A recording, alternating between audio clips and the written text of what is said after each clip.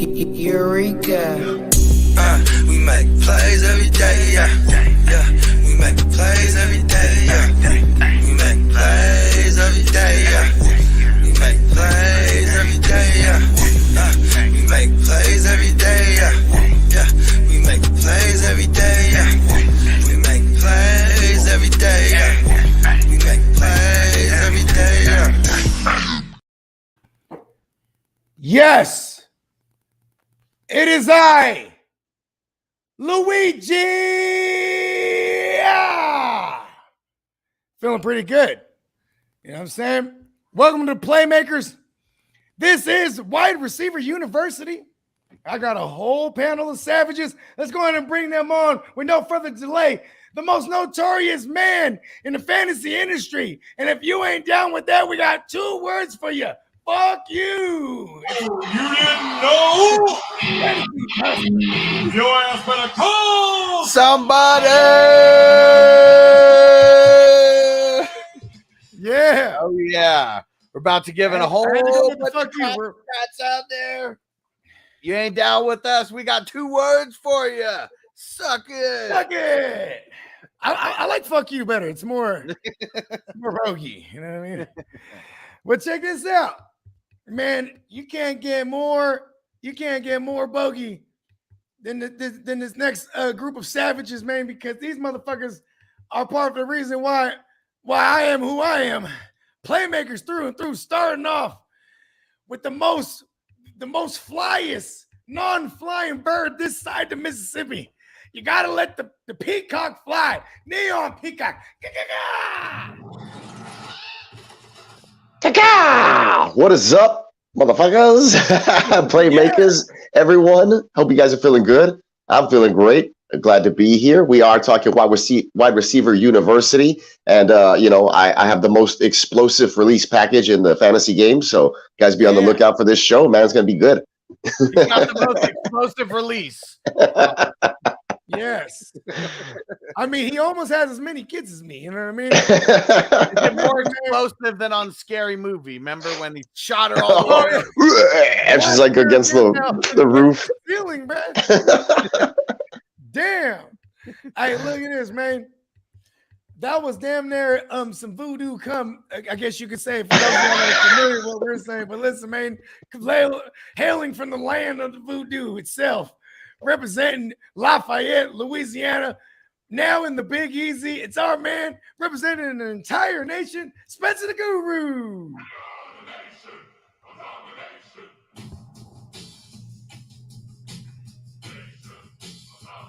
Woo! What's happening, Playmakers? Yo, ready to get this thing going tonight, man. Wide Receiver University. Gotta break this down, y'all. It's gonna be lit. Seeing which receivers are gonna pop and which receivers are gonna crap the bed. So let's see how it is. Who's gonna graduate? Who's on track to graduate? And who's gonna flunk out? Wide Receiver University, y'all. Can't wait. We got a couple slow guys to talk about, some 5th and 6th year seniors. Yeah. Just throwing that out there so you guys can be ready. We got some guys to roast, that's for sure. Oh, yeah. Hey, and somebody that will definitely roast you if your fantasy isms ain't to par. You know what I'm saying? Somebody that'll tell you that you got to have the heart to start in certain situations. Representing Macramento. It's our man, Heart to Start, Guccini. Yeah. What it do, my guys? Man, what's happening, Playmakers? 6:30, man, on a Wednesday, man. Like we were saying off camera, man. It ain't hump day no more. It's Playmaker day, man. 100%. We are taking y'all to school. You know what I mean? We did the quarterbacks. We did the tight ends. Let's run it. It's wide receiver time. I was finna say running backs. Next week. Next week. No, that's my favorite position in fantasy. Yeah. Too. Hell yeah. Save the best for last. And let's shout out the chat before we jump in. So we got Sir Bongsalot in the building. Yeah. Silly white boy Devin in the building said this is dope. What up, Devin? Emil shouting out the dope intro, said love the Playmakers show. Hell yeah, keeping it lit every week. Yeah. Shout out Devin, to go download Mac Dre, man. And our man David in the building. Crispy in the house. What up? What up, Crispy? All right, you know what? Let me just get in here. Let's get my Matthew McConaughey on. Let's talk about this class of freshman chicks that we got coming up here. They stay the same age. I get older. Yeah, Unless you're Velas Jones, right? How old is that guy? He's like 24, 25. I don't know. I mean, he's Matthew McConaughey of football. Old ass rookie. I mean, all right, I'll shout out a bunch of these freshmen that we're going to be talking about, and then you guys could throw out some of these what ifs. So we got guys like Olave, London. We got Burks in the mix. We got Garrett Wilson. How about Jamison Williams? We got Moore. We got Watson, Johan Dotson, Pickens, Pierce, and Tolbert, just to name a few of the top guys. Yeah, Guccini. I know you got one. I know you got what's more likely for us for the wide receiver university year. But what you got for us For the freshmen? Yeah. I kind of want to go off the Richter. And Let's go off the Richter. Though, right? I think, or what's more likely, and I'm finna be biased because what's more likely? Danny Gray overtakes Ayuk, or Ayuk is the number one receiver in Frisco. Because I'd say more. I'm gonna jump in here. I'm gonna say what's more likely is Ayuk is becomes the number one guy versus Gray overtake, because I mean, whether or not that can happen, I think we've seen how it takes Shanahan rookie receivers a little while to get acclimated to that system. And in this case, this is the first time where Danny Gray is a good receiver, but he could be Dante Pettis though. He has solid. But here's the thing with Pettis though. I was just about to say that Pettis didn't have no competition. Pettis. You know what I'm saying? Danny Gray has to compete with Ayuk and Debo. You know what I mean? But see, what my thing is, and the reason why I proposed that question is because it also said something last week about Ayuk not looking good at OTAs. I understand it's OTAs and all that, but we seen what happened last year. Well, last year they said he was looking great at OTAs, and then he didn't do shit. He was in fucking Shanahan's doghouse. You seen Sherfield get on the field for the first few games and have maybe a 40% snap share being on the field. You know what I mean? And with the talent that Danny Gray presents, and him being a yak guy, not a down the field guy like how Ayuk is. Yeah. Danny Gray is a yak guy, and with Trey Lance being maybe a 1 or 2 read guy, and with Danny Reed being open, Danny Gray being able to run routes and get open real fast on the first, second read, I think that he has the opportunity coming up in training camp to show that he can take Ayuk's spot.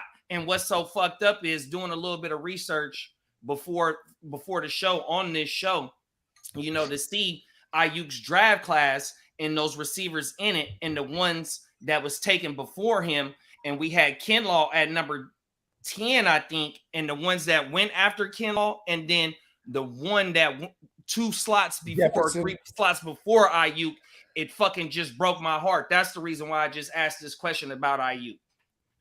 Yeah, and then also CeeDee Lamb too. Please forgive me, guys. Like CeeDee Lamb too that year. Justin Jefferson. Justin Jefferson. Judy. And Judy and Rager. Jalen Rager was the 5th first rounder. Yeah, but he's trash. I know. I'm just saying he was a first rounder. What's crazy to me is about the junior class, right? Yeah, the juniors. Yeah, whenever and Henry Ruggs was in there. So Higgins went first in the 2nd round, I think. Yeah, he doesn't count anymore. On my mind, right? Yeah. Claypool was a 3rd round pick, and then Lamb, Judy was before Ayuk, and then Jefferson was a little bit his 2nd rounder also, right? No. Jefferson was the first. No, there were 6. There were 6 first-round receivers that year. Yeah, so Higgins was the 27th, and Ayuk was the 25th. Green Bay jump up and then not grab Jefferson. They jumped up and grabbed Jordan Love. They got Jordan Love. Yeah. Yep. That's dumbass right there. Jordan Love. And guess what Rodgers has done since then? Back-to-back MVPs. Yeah, could you imagine any one of those guys? I mean, Jefferson, Higgins. I mean, any of the 2nd rounders, if I was the GM for the Packers, right? Okay, I'm the GM for the Packers. I do everything they just did. Like I got the Jordan Love and all that. And then we have the 2 years with Rodgers MVP. I take all the credit as the GM. I'd be like, if I didn't draft Jordan Love, Yeah, I got the chip and back spark on a his fire shoulder, under his ass. yeah. Oh, Good. receivers, he didn't need them. I saw his greatness. Yeah, but now, your receiver, he Boston doesn't like need that. him. Let's trade Devontae Adams. He doesn't need any receivers. You don't need them. I told y'all. Yeah. My name is Gunta Goons. Remember it. Don't you hate bosses like that who do like the exact opposite of what you need to do to like be successful? Somehow the success still comes out and then they want to take credit for it all. I Right? know, right? Fuck those guys. You gotta make lemonade out of lemons every day in life, bro. Hey, you ain't lying No though. matter what, bro. Hey, That's every like so often, hold that's on, like every the so boss. often, somebody's gonna show up and be like, "What y'all doing? Making lemonade?" Well, I got this sugar right here, but I think y'all gonna need this. Then everybody's like, "Man, the lemonade's so good." And like, listen, if I didn't come through with that sugar, bro, you know what I mean? Right. You can drink some sour ass lemonade right Right. now. Hey, you only as strong as the team around you, doggy. There you go. You know what I mean? 100%. Oh, we're only as strong as the weakest link, and on the flip side of that too, if you know what I mean, there's all kind of dope. And this is what I love about cliches, man, because they're a cliche for a reason. It works, man. You know what I mean? So a classic Jay-Z bar is, and I can't exact say the bar, but what it is it's on reasonable doubt. He said if everybody rich and if everybody in your team is rich, we'll all be each other's crutches, because if somebody fall, we got bruh. So you only as strong as your team that is around you. You know, the Godfather shows that, bro. 100%. Yeah. Mm-hmm. He's like Fredo. He's like, I can't believe what do you Well, say? I mean, Michael is the one that gave the okay. Right? He's like Fredo's weak in our team. You know what I mean?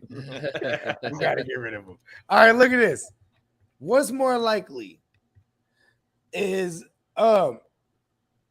we have somebody repeat like a third year in a row. We have a Jefferson, then Chase. We have another guy like that this year.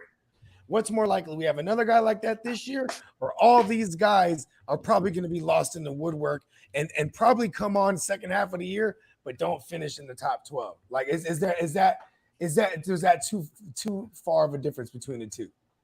I see what you're saying with that, Boogie. I would say I mean, it's very rare that we have like a Jefferson Chase type thing. As much as I love Chris Olave, 2 years in a row. Exactly. I think it's more likely that none of these finish in the top 12, because I mean, we got so many stud receivers out there, and I mean, all these guys have some red flags. None of these are Chase or Jefferson, I don't feel like. So to me, it's outside the top 12. I love Olave. I think he could crack the top 12. It's just, with Thomas and Jarvis there, it's going to be tough. And then Drake London, being that his quarterback's fucking Mariota, and then Ritter probably be unstable. And then I don't think anyone else outside of those two really has much of a chance. The guys who we saw last year, Smith and Waddle, those guys' seasons might be a little bit more duplicatable than a Jefferson and Chase. I mean, those guys are just like, we're talking some of the best rookie seasons, like literally ever. I just don't think any of these guys, because look, I mean, talk about London, like he's in a good spot, where he should get a lot of volume, and then it's Mariota, in a shitty offense. Yeah. And Olave going to be quality targets as well, though. Yeah. He might get 104, but how much is quality targets for him to pop? Right. I mean, Mike Evans used to get like close to 180, targets, and they were all shitty from Jameis those years, but he needed that to get his thou wow. It was ugly, but he got there. Yeah. I don't know if they'll let Jameis throw like that ever again. Oh, hell no. I'm with you, Peacock, and I hope they do, actually. Yeah, that'd be great. They not because of the defense. Yeah. Right. Yeah, I definitely agree with the rest of the panel, though, bro. I don't think that one of these dudes is gonna pop for a 1,412 TDs off of 80 receptions, going 15.5 yards a clip, or the year before that. Like if Williams beats his timetable, but I doubt it, to return and then surprises he's on people. the Lions. He's on the Lions. Yeah, but I mean, how about this? Megatron was on the line. I mean, we saw Josh Gordon tear it up on the Browns before, so maybe there is. But okay, how about this? But yeah, outside chance. Josh Gordon is a different beast out there, though, bro. These dudes ain't Josh Gordon. Yeah, built you're right. Like that. You know what I mean? It ain't no OBJ in this class with that hype. The player profile too, though. like, some of the dining. This is where I wish we had Jay Love at, you know what I mean? Because I had asked him when we had him on the show about a month ago about the way that CD profiled against Chase and JJ. Yeah. And, CD would be the third dynasty wide receiver, you know what I mean? And JJ and Chase is just completely separated. So if you ask about these dudes right here, the player profile compared to Jay, I don't think if CD is in a tier after them two, I think these dudes right here is in a tier as well. And so, I mean, somebody could pop, but in a rookie season, I don't think it's gonna be like them other two dudes that just, went they rookie seasons. Okay, I got one. Before y'all wait, well, actually, before you do that, let me bring up this one because I always like bringing up who's going to be the class clown out of all this. And the way that I would classify the class clown is someone who's definitely not living up to the hype that they're being put upon them going into this fantasy redraft season. I'm not gonna say Jameson because of the injury, but I'll say Garrett Wilson because of just the situation, like maybe like not being so good with Zach Wilson plus Elijah Moore is there, like, you know what I mean? Like there's a world where, like, you know what I mean, he's the class clown. Mm-hmm. I'm gonna go Williamson.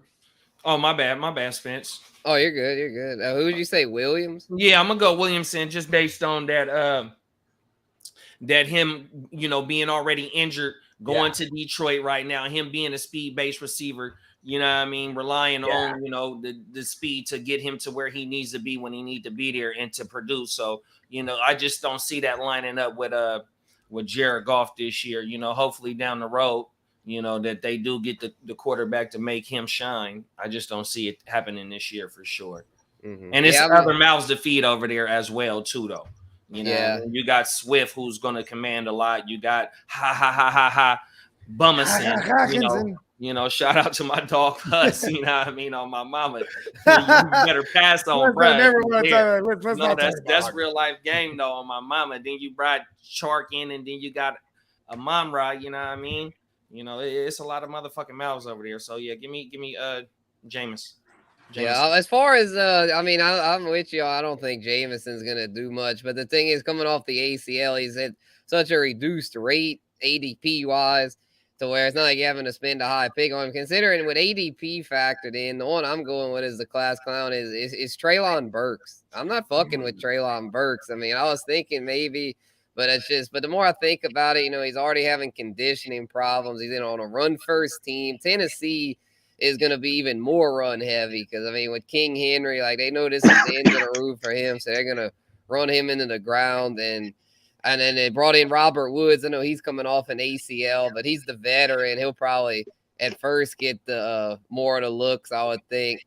So, Treylon Burks could pop at some point, kind of like A.J. Brown did his rookie year, kind of a late bloomer. But I don't know. I think it's going to be rough, man. I don't think – considering people are pulling Treylon up as if he's going to automatically be A.J. Brown, they're going to be disappointed. And shout out to Dave in the chat on Facebook, said, I didn't know that you can get a lot of people on a live show. This must be new. Well, we've been rocking this kind of format for over a year. We've been rocking this way since we was knee high to a small fry. Man, I'm glad you tapped in though, Dave. You're going to get some real life game on the fantasy isms on this shit right here. That's for sure. Yeah, man. Hell yeah. I got to throw out Sky Moore. And there's just this big camp that thinks that he's going to be like the number one guy over there for the Chiefs. And I'm not a super huge fan of Juju, but they've been pursuing this motherfucker for 2 years. I know that they're going to get him in the mix somehow. And then you talk about Hardman. He's not just going to overjump Hardman, or anything either. Like maybe he's like one of those second half, darlings who gets in the mix, but I'm out on him being like a guy from week one that's just going to dominate in redraft leagues. I feel that. Yeah, Sky Moore is just going to be my biggest too argument, many mouths to feed. I was just gonna say that would probably be my big argument for it because, to agree with us that there is just too many mouths to feed, and then MVS and all these other guys, and then you couple that with the fact that Sky Moore, he started off he missed the entirety of the rookie camp in the mandatory OTAs and all that shit because of the goddamn fucking hamstring. So and we all saw the memes. Like he's already doing his Tyreek Hill. He's impersonation. Yeah, the thing with Scott, it's like his ADP hadn't gotten out of hand. Yeah, it's kind of like Jameson. It's like he might not live up, but at least you're not having to pay as high of a price like with Treylon Burks or Garrett Wilson. They go in like at least the 8th round, to where if you take someone in the 8th round, it's like you expect them to start for your squad relatively quick, and I just don't see either of them, having that quick effect. Where like London and Olave, but they tend 1,000-yard receivers. Give it to me. 1,000-yard receivers. Who is it out of this rookie class? Who's going to the Wow? It's definitely going to be London for sure. Okay. I can see the boy from the Jets doing it, dog. Okay. I'm not having that capital. If he played a 16-17 schedule, Wilson, I can see him definitely getting it, and the boy from New Orleans too. Yeah, the boy from New Orleans is probably in the best situation out of all of them. What was that? Yeah, because him and Jameis. Yeah, I got to throw Tolbert because as far as like path, to like starting wide receiver, he's got one of the better paths right now. Yeah, that is true. I like that a lot. As long as he's definitely going to be starting, he should be real solid. Yeah, he should be running with the runs, right? Because there's really no other wide receiver. Everyone's hurt over there besides him. He should get a lot of time with the ones. And then I think, okay, who's more likely to surprise motherfuckers, like, or at least catch them off guard? Like, can we say that? I'd say I'm gonna go with Jahan. I think I've been sleeping on him. You know what I mean? That's a good one. Yeah, he's kind of undersized, but we've seen undersized receivers excel before. And he just play the outside too, though. Yeah. And be opposite of Terry McLaurin is a big thing too. You know what I mean? Mm-hmm. Yeah, it's just can Carson Wentz support both in their lives, McLaurin and Dotson? Yeah, exactly. Yeah, so it's like if they had a better quarterback, I'd be all for Dotson. But yeah, with Carson Wentz there, it scares me, bro. I feel like he's going to get locked onto McLaurin, but for Terry, it should be awesome. Who's a better stash for dynasty purposes? Pickens, Mechie. I was going to say David Bell, Mechie, so those guys. I like Mechie, bro. I like Mechie. I do like Mechie too. I like Mechie and David Bell as stashes right now, and they may even help you this year. You never know if things turn out good for both of them. Yeah, I think Mechie in the best ball, because I think in the second half Mechie could make a big impact. Cooks is getting up there, man. He'll be around for 2 more years, maybe tops or something. And real quick, so Dave on Facebook shouting out, where's everyone tuned in from, and also live on the chat. So I'm here in Vegas. I'm in South Texas. I'm in the South Louisiana, New Orleans. You heard me. I'm out in California too, man. Sacramento. Where you at, Dave? Yeah, let's see where Dave. Hey, let's take some guesses. I think Dave's from the Midwest. I have no idea. Down south. Down south. Northeast. Northeast. That's a good guess. Yeah, Southwest. That way somebody's right. I'm gonna go Canada. I'm gonna remove my emphasis from Canada. Blame Canada. They asked a lot of questions in Canada. He asked like 5 questions already. A lot of questions in Canada. You want a roll call from the people in the chat too? Yeah, man. Hey, everybody, let us know where you guys hail from, man. We love knowing where everybody's rocking from. Yeah, Dave said no shit. I'm from the East Coast. There we go. Okay. Shout out to all the playmakers out there. Okay, so what else do we got for this class, man? You know what I mean? Or we could move, or we could just move on. Who do we think? All right, let's talk about the class. Oh, that's what I'm saying, because we could just move on to the next class. How about class president before we jump off? Who do you think's gonna have the best season? I'm giving it to Olave. Olave, yes, sir. Chris Olave. Give me Drake to do his thing. Yeah. I got one. I got one that can kind of transition us to sophomores. I was gonna say what's more likely? Which more likely out of the Jets youngins is gonna have more fantasy points? Sophomore Elijah Moore or freshman Garrett Wilson? Probably go Elijah Moore. Yeah, I'm gonna go with Moore. I've been sleeping on Elijah Moore lately, and I don't know why, but oh well, it's happened. I've been bypassing him, and people take him. He's a bad motherfucker. Hustler was just going through the numbers earlier because we were talking. Because we have fond memories of him, and I was like, yeah, it was more likely he breaks out, but then he was like, man, I think he already broke out. You know what I mean? Yeah. If he wouldn't have died at the end, he'd be getting a lot more hype. I feel for sure. I want to say he started blowing up before Amon-Ra, and then Amon-Ra's the one that kind of just he stole his thunder. Mm-hmm. Yeah, I feel like I feel like for Dynasty, like I'd probably go Wilson because it's like I think he's got more ceiling. But if we're talking redraft here, so I think more likely for this season it's Moore because he's already acclimated in the system with LaFleur's brother, and he's got the chemistry with Zach Wilson. Where I think for the first half, Elijah Moore is going to way out produce him. The second half probably be a little closer, but for the season, I definitely think Elijah Moore. Yeah, Peacock. So, like you said, you're a little bit sleeping on Elijah Moore. So, how you feeling now? Like, yeah, no. Well, like if I have to draft, I think probably I'll take a look at him and redraft a little bit more as like maybe a wide receiver 3 type or 4 in that range or flex or later on in the drafts. Like I don't know, I don't even know what his ADP is right now, but usually like in that range, I got to look at who I've been taking in these other drafts. He's definitely later than Gary. Maybe not later than Gary. He goes before Gary. He is. I mean, I see. Is he? Maybe it's a little bit subjective, like per draft, but I see Wilson going a lot earlier than I see him going earlier than more often than not, and it's because that rookie hype, man. That's what it is. There's a lot of potential for the Jets, but I got to see it first too. So I'm kind of always standoffish. Lately in the mocks I've been seeing now, it's kind of flipping to where like Elijah Moore is going higher, and to me, rightfully so. I think more as we go, more and more ADPs are gonna get. I'll take a flyer on him. But early it was like Garrett Wilson was going way too high. There was a receiver coach that was there last year with the Jets. I mean, he might still be there, but he like used to be with Keenan Allen at one point, and he was like, "This kid is the next Keenan Allen." And I was like, "Damn, why do I have to read shit like that?" Because like I won't forget that type of shit. And and Elijah Moore could be like this PPR like sensation for all we know. You know what I mean? Right. I mean, considering Don't that sit me. As long as we want him, as long as we think Zach Wilson's going to throw a ball enough to sustain 2 fantasy wide receivers, right? I mean, what did Zach Wilson throw last year? Yeah, not much, So I'm thinking, he got hurt though. Zach Wilson. Davis is going to be out of the picture, I'd say I've heard that he put on some weight though. He gained some muscle supposedly. Zach Wilson. I heard he had sex with a couple MILFs. And I was gonna say it's probably from pounding some MILFs. The MILFs got him eating good, bro. You know,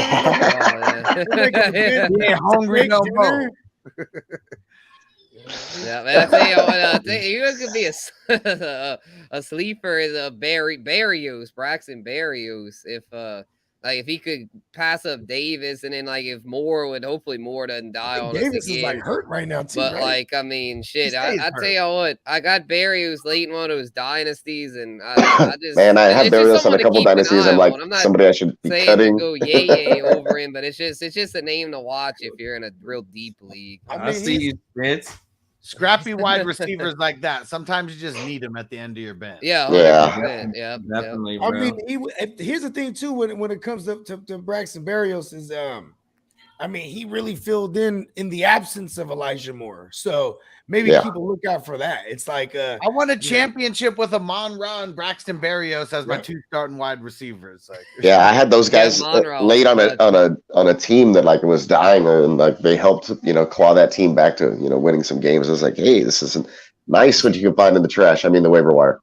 Yeah, it's late in the season. It's funny to think that like when you look at like the percentage of players on championship roster, like the highest percentage guys were freaking Amon-Ra St. Brown and Rashad Penny, players that were just in the trash heap, and then they end up winning people leagues. It's unbelievable. Waiver wire darlings, bro, and that just shows you how hurt everybody was too, bro. Yeah, dumpster diving. Yeah, I had a Derrick Henry in quite a few leagues, and it was like, oh. That's how you become a member of that mighty fraternity, right? Right. That's why Miles Sanders is my guy. Shout out to Tim Hightower out there in the world. You know, Miles Sanders is my guy. I'm a forever root for Miles, bro. I know we talked. I was gonna say I always root for me, but that's right. So Zach Wilson, he averaged 29 attempts last year per game. Yeah, that's going That's not up. bad. That's going Yeah, up. that's got to go up. Look, give me 30, give me 33 to 35, and then we're gonna be all right with you know what I mean, with everybody getting some sprinkles. You know what I mean? Because that's the one thing you worry about with the team that wants to run the ball and play defense. You know what I mean? Yeah. And Dion, what up, bro? Said Jacks actually have a lot of weapons. I know it's crazy. He said, Yeah. It is. And they you gotta actually have a good line on paper.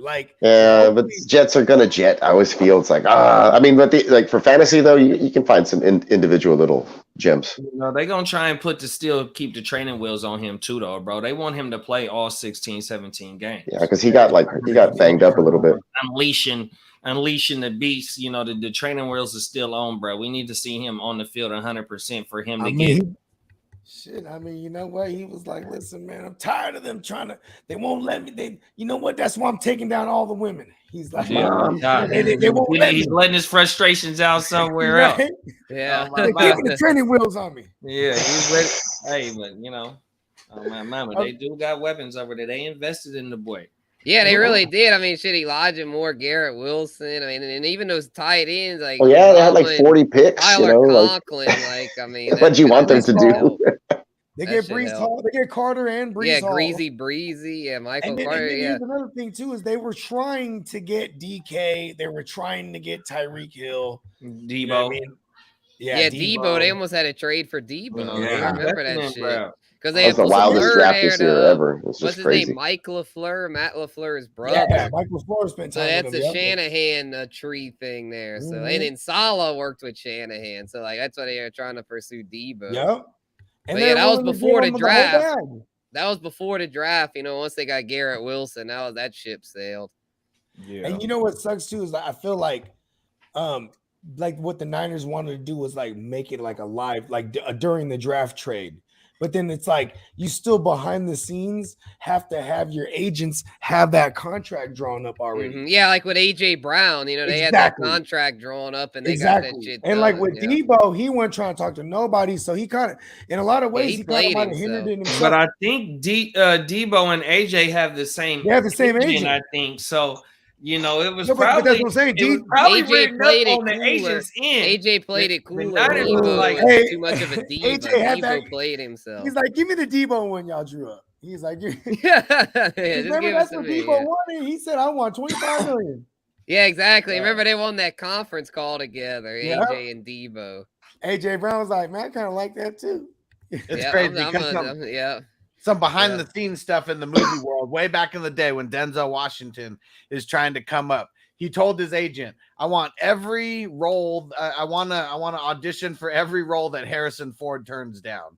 And that's how he got a whole bunch of random roles. I bet you it was guys. Guys like AJ, Terry McLaurin, who are just chilling behind the scenes, letting Debo be the guy, and then as soon as some of the offers are off the table, they swoop in.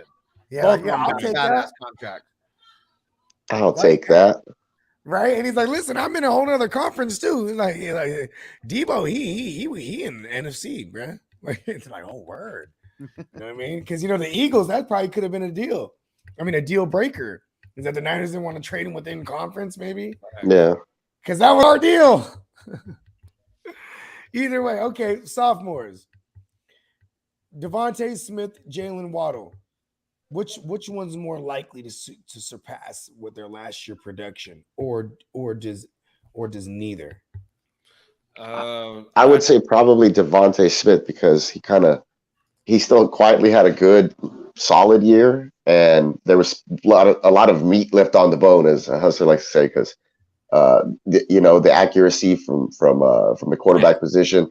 A lot of I mean, I don't know if they're going to continue to run the ball, but they switched from, kind of airing it out to being a run centric or run heavy team because they were winning games that way. So they decided to stick with it. First 6 weeks, 7 weeks, they switched it up. Yeah, exactly. So, hey, this started working or whatever. So I think that they might be inclined to be a little bit more balanced, especially now with the addition of, big name wide receiver in AJ Brown. So, I think that'll actually open up the field for Devonta Smith a little bit to do his work, and he's super awesome. The Slim Reaper, I think it could eat. So I like him. Don't get me wrong. I love. Don't hear what I'm not saying. I love Waddle.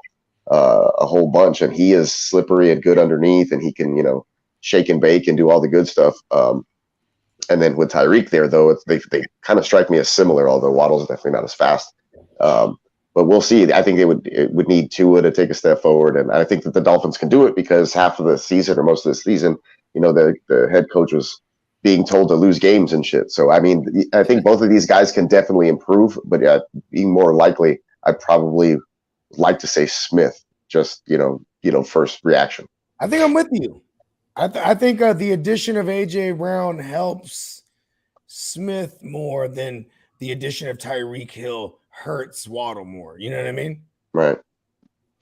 No, yeah, that's what I'm saying. They kind of have similar skill sets in Miami, and so they're gonna try to maybe create plays or force feed Tyreek Hill, as the new number one there, or the playmaker. So they'll scheme ways to get him the ball. It's kind of similar to the way it was done with Debo in San Francisco, coming from the head coach change over there in Miami, and then the running backs. And so I just feel like, with all of that going on, that there's a little bit more continuity with the Eagles, and then with, like you said, with the addition. What was Waddle? Huss, he was 100 receptions and like a thou wow, right?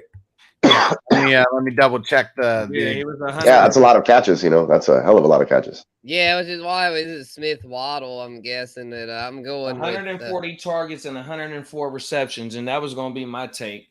Right, yeah. I think we're gonna be agreeing on this. Yeah, I don't think he can go. Waddle. I don't think he can go from 104 receptions to 120, 130. But to go back on another point, I think both of the star receivers help both of these youngins. I don't think that Tyreek is going to hurt Waddle. I think Waddle is still going to be able to produce at a good fantasy relevant draft-worthy position. It just depends on where you're getting. But to answer your question, Devontae Smith for only having 64 receptions, but he had 100 and something targets. You know what I mean? He's the one that's definitely going to improve more this year than what Waddle is, for sure. Yeah, room to grow. It's low hanging fruit. I mean, so Waddle, his exact stat line, we already said it. I mean, 140, 104 receptions, 1,015 yards, 6 touchdowns. I mean, he's probably going to regress in the targets, probably going to regress in the receptions. Because, I mean, I know Tyreek, what did he get over in Kansas City? Like 140, 150, something like that. He's probably not getting that, but yeah, it's way easier for Devonta Smith to improve. 104 targets, 64 receptions, 916 yards. I mean, he can easily go over 1,000. AJ Brown's not going to be getting 10 to 15 targets a game. So yeah, Jalen Hurts threw it more than Tua did last year, and so he's probably going to throw a little bit more than he did this year. He played more games. Oh yeah, that's right.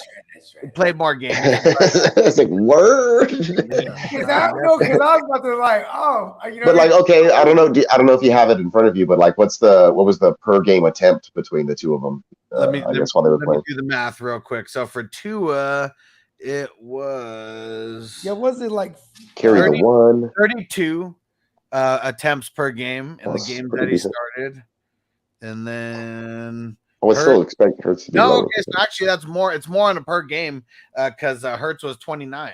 Yeah, I would expect Hurts to be around there too. But they'll probably be about even.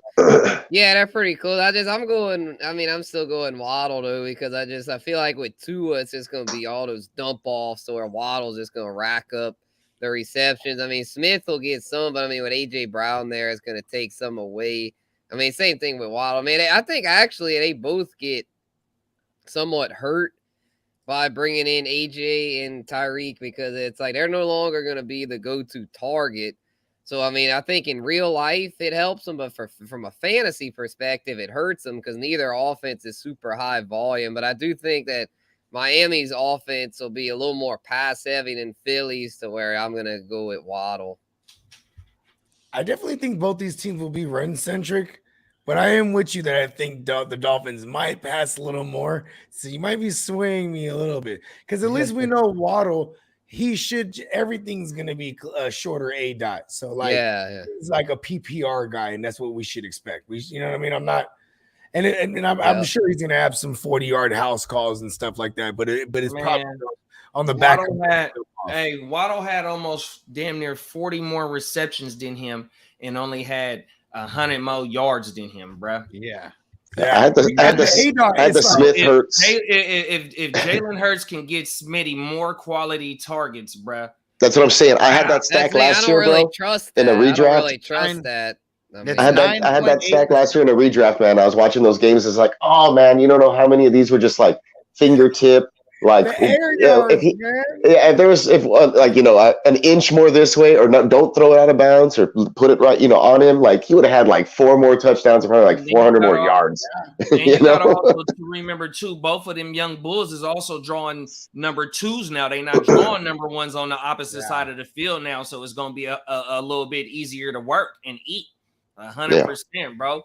And Waddle was definitely eaten more than Smith. I mean, I think my whole point of the argument, like some others, is Smith just has the most room to improve. Yeah, really. Waddle had a beastly season though, but 9.8 yards per reception, not the greatest. I mean, Smith 14.3, a lot better with his 64 receptions, but it didn't get as much of a target market share there because of guys like Goddard. Wait, what's the question? I think y'all posed it when I went and got my other beer. Was it like who's gonna finish higher or who's gonna improve more? Oh, no, you had it right. It was just who's more likely to either improve on their last year's production. Yeah. Oh, okay. Oh, well then in that case, I misunderstood the question. Oh, okay. Because I got back. I just grabbed my other beer or whatever. So I thought it was just who's gonna finish higher.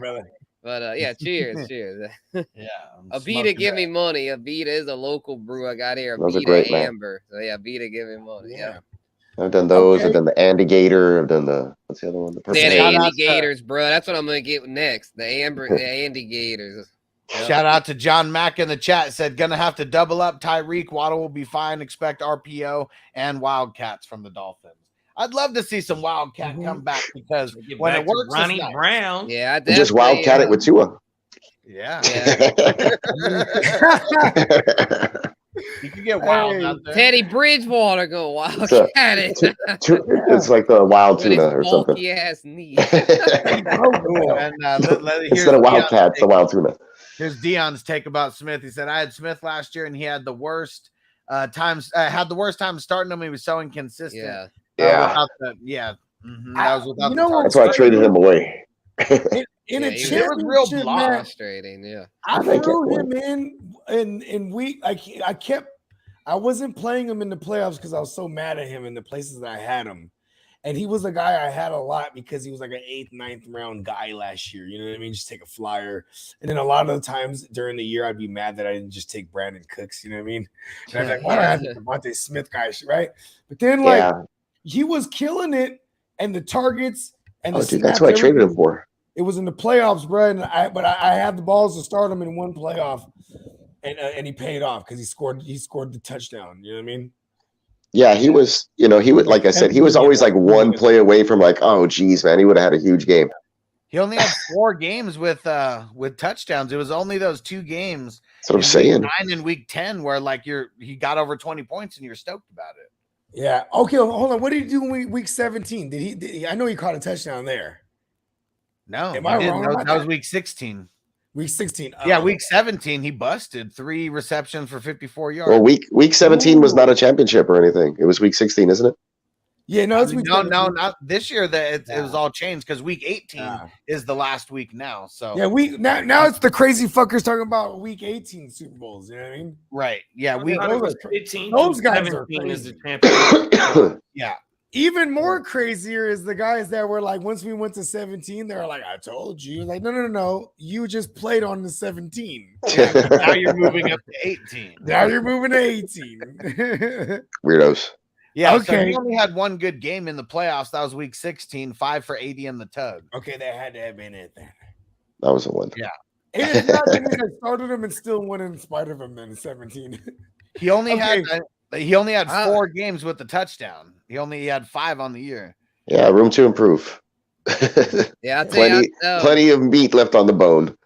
Yeah, I just saw here in the chat. Oh, yeah, there you go, Hustle. I liked Albert's question. Shout out to Albert about who's more likely to get the thou out of Bateman and Amon-Ra.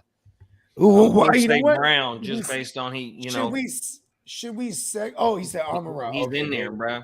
Yeah, that's right. These are sophomore guys. Yeah, they're both sophomores. I I'm just gonna have don't to know. go Bateman, bro. I would say mean, Bateman also. Go Yeah, Bateman. Bateman, bro. I mean, it's just Amon-Ra. I mean, you brought in Jameson, you brought in Chark. What happened with Bateman? Yeah, JD got touched rid on it of earlier. Too many Hollywood. mouths to feed. Yeah, too many mouths to feed in Detroit to me, though, where Amon-Ra I don't think is going to see more than 800 yards. Where Bateman, I mean, I know it's a low volume pass team, but I could definitely see him. But they did get rid of coming close to Marquise 1,000. Brown, Wow. like you did say. You did just point that out. Yeah. I mean, I want to say Bateman. I mean, we definitely haven't seen it. Amon-Ra came like 90 yards short of 1,000 yards last year. So, I mean, he could easily improve and go over that. We're going to have to see Bateman double his production, but I'm willing it into existence right now. We're going to see Bateman go over the 1,000. He had 46 receptions last year on 67 targets. We got to get double out of all those stats, except the touchdown. 120. Way more than double that one that he got last year.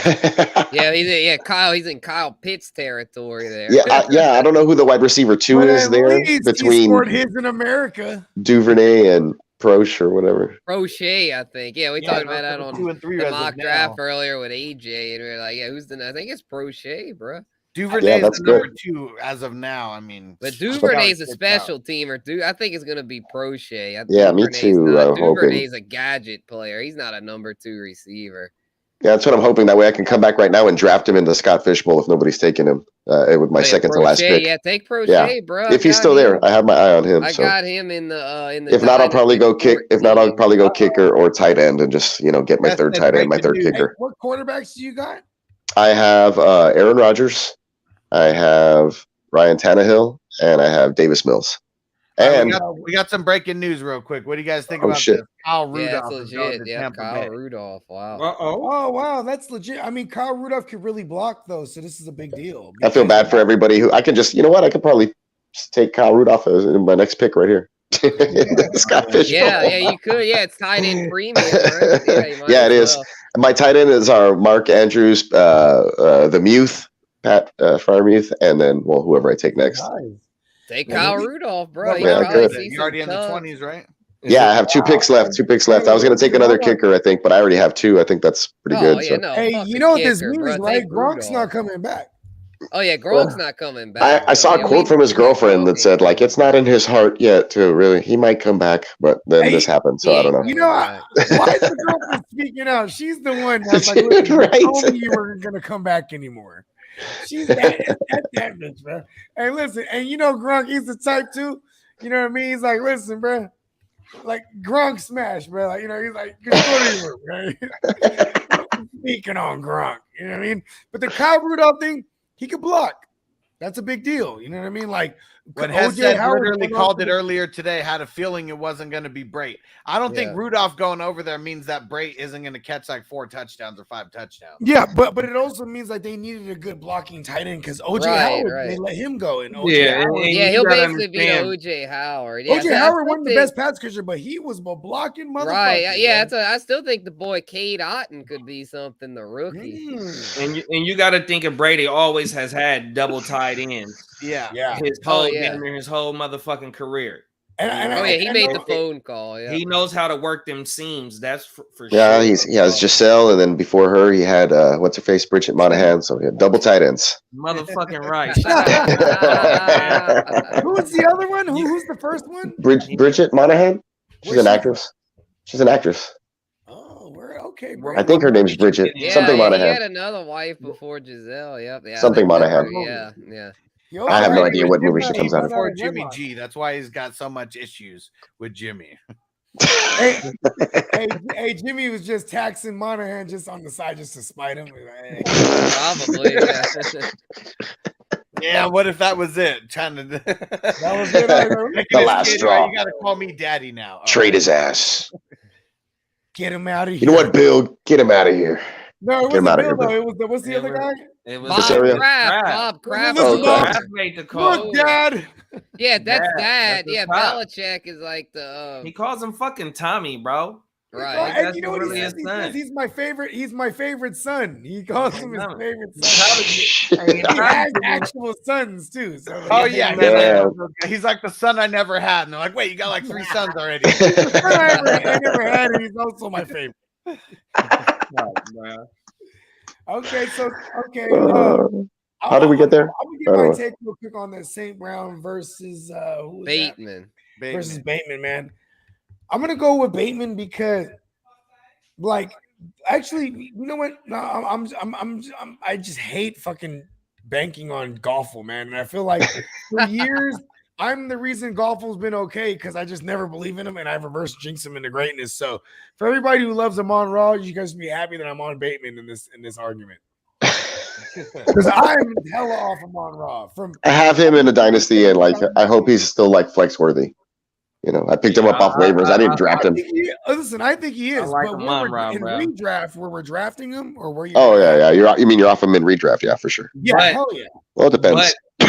But one thing about If he's my wide receiver 3, then I'm taking him, right, or something. I don't know. It just depends. hey, Bateman got first round capital though, right? Yes. Yeah. Bateman Yeah, got and- first round capital. and There's You know something what's here. crazy? for If him, you know anyone what I wants mean? to argue, like, if anyone wants to argue, like, who gets hurt when Bateman comes on, it'll probably be Mark Andrews, bro, because Bateman, he's the guy that can go over the middle. You know what I mean? Yeah, I don't see Andrews repeating last season. That's why I've got Kelsey is still as a tight end one because Andrews, I don't think is gonna repeat that. I think his numbers go down. Yeah, well, I mean, I think he'll still be tight end 3 or 2. Yeah, Well, Regardless of yeah, the yeah. order. No, I'm not saying don't draft him. I'm just saying expect some regression. Oh, for sure. I mean, Kittle was half dead last year, finished what, 5? What was that? Yeah, 4? exactly. Yeah, and it doesn't matter, like, in Andrews tight end, should yeah. still be tight end 4 probably at the minimum. The tight end is so whack on. That's why ain't nobody should actually. You know what? Anybody Dude, get who's- rid of it. Like, put your tight end, like, add an extra flex, do something, give it Yeah, a half tight end point 3, difference. Should Yeah, anybody something. fear Hawkinson if you're an Amon-Ra St. Brown guy. Say that again, big bro. Like, should anybody, if you're a Amon-Ra St. Brown truther, should anybody worry about Hawkinson? I worry about both of I'm them. not really worried for each about other. Yeah, it. because when Hawkinson died, that's what really helped old Yeah, Amon-Ra so break out. So that- I would be worried about Hawkinson. Okay, Yeah. there you go. But it showed that Amon-Ra could be able to produce at that position though, and I think that Golf is going to be able to, be what he did with him last year. The rapport is there, bro. Dude, the Lions were so crazy last year because Swift was hurt and shit, and they didn't have a running back. Amon-Ra St. Brown was getting fucking carries out of the backfield and looking badass with him and shit too. I don't know if you guys saw like any of his highlights as a running back, like just Amon-Ra St. Brown, the running back. Go check And that shit out. They were so His la- depleted. Even like Josh Reynolds, they traded for him at one point, and then he got hurt. Quintez Cephas was hurt. You know Oh what I'm yeah, saying? I had him in the dynasty. Yeah, like it was like really bad over there. Danny Amendola was dead. Was he there? and that's why No, they Danny Amendola was with the And that's Texans, why and then they he pulled his hamstring after scoring 2 touchdowns in a game. His They- last, And then he was it done his for the last season. His He last is 6 weeks. I know we horrible, don't bro. play in week 18, but I mean he still balled out in that week also. In week 13, he goes 10 receptions for 86 and a touchdown. Next game, 8 receptions, 73. Next game after that, 8 for 90 and a touchdown, 9 for 91 and a touchdown, 8 for 111 and a touchdown, 8 for 109 and a touchdown. Like he was just getting all that volume. The boy averaged 14.2 fantasy points per game. But he was getting like how many touches a game? Like 14, Yeah, 16 that's the thing. touches You a know game? what's crazy? I just pulled up his game log too. A fun fact about Amon-Ra. Prior to week 13, he didn't get any games with double-digit targets. From week Right. 13 on, every fucking game he got double-digit targets. So that last this 5 is like- weeks when it mattered. This is a quintessential rookie though. Like that's Yeah. what this is. Like someone That's also true. comes on slow and then Yeah. just completely balls the fuck out. Yeah, because we could nitpick and say it was because of the opportunities market that share. the other players that were hurt, got injured. Definitely, right? But He he showed that benefited he from can it. produce though at this Exactly. level, bro, and he balled the fuck out, bro. On my mama. He did. He looked Yeah. great. He played Took a lot of shit to the house. Here was the teams that he took down in his run: Minnesota, Denver, Arizona, Atlanta, Seattle, Green Bay. So I mean, little bit Good of good mix. Yeah, good mix. And the efficiency was there 119 targets on 90 receptions. Hey, the fucking Lions were playing hard. Remember, they were like in a lot of those games. They were in a lot of those games. Fucking Hey, Dan hey, Campbell's the that's type that'll ridiculous. That's why I was like steadily watching Lions games. Like, yeah, go Amon Ra, because I'm telling you, I picked him up off the Look at how waiver. many drops he got. That is efficient. Yeah. I was loving it because, of course, I had no other fucking Lions anywhere. Hey, before we get to the juniors, right? Bogard Juniors. Peacock had the cool. He had a cool receiver game. Pin the tail on the number one receiver, right? And so we're gonna start. We're gonna give you guys some teams. I can't remember all the teams. I know There's quite a few. I think the first one I was going to start with was we'll talk about the fantasy relevant ones with good quarterbacks, right? So pin the tail on the fantasy wide receiver one, and that just means who do you think?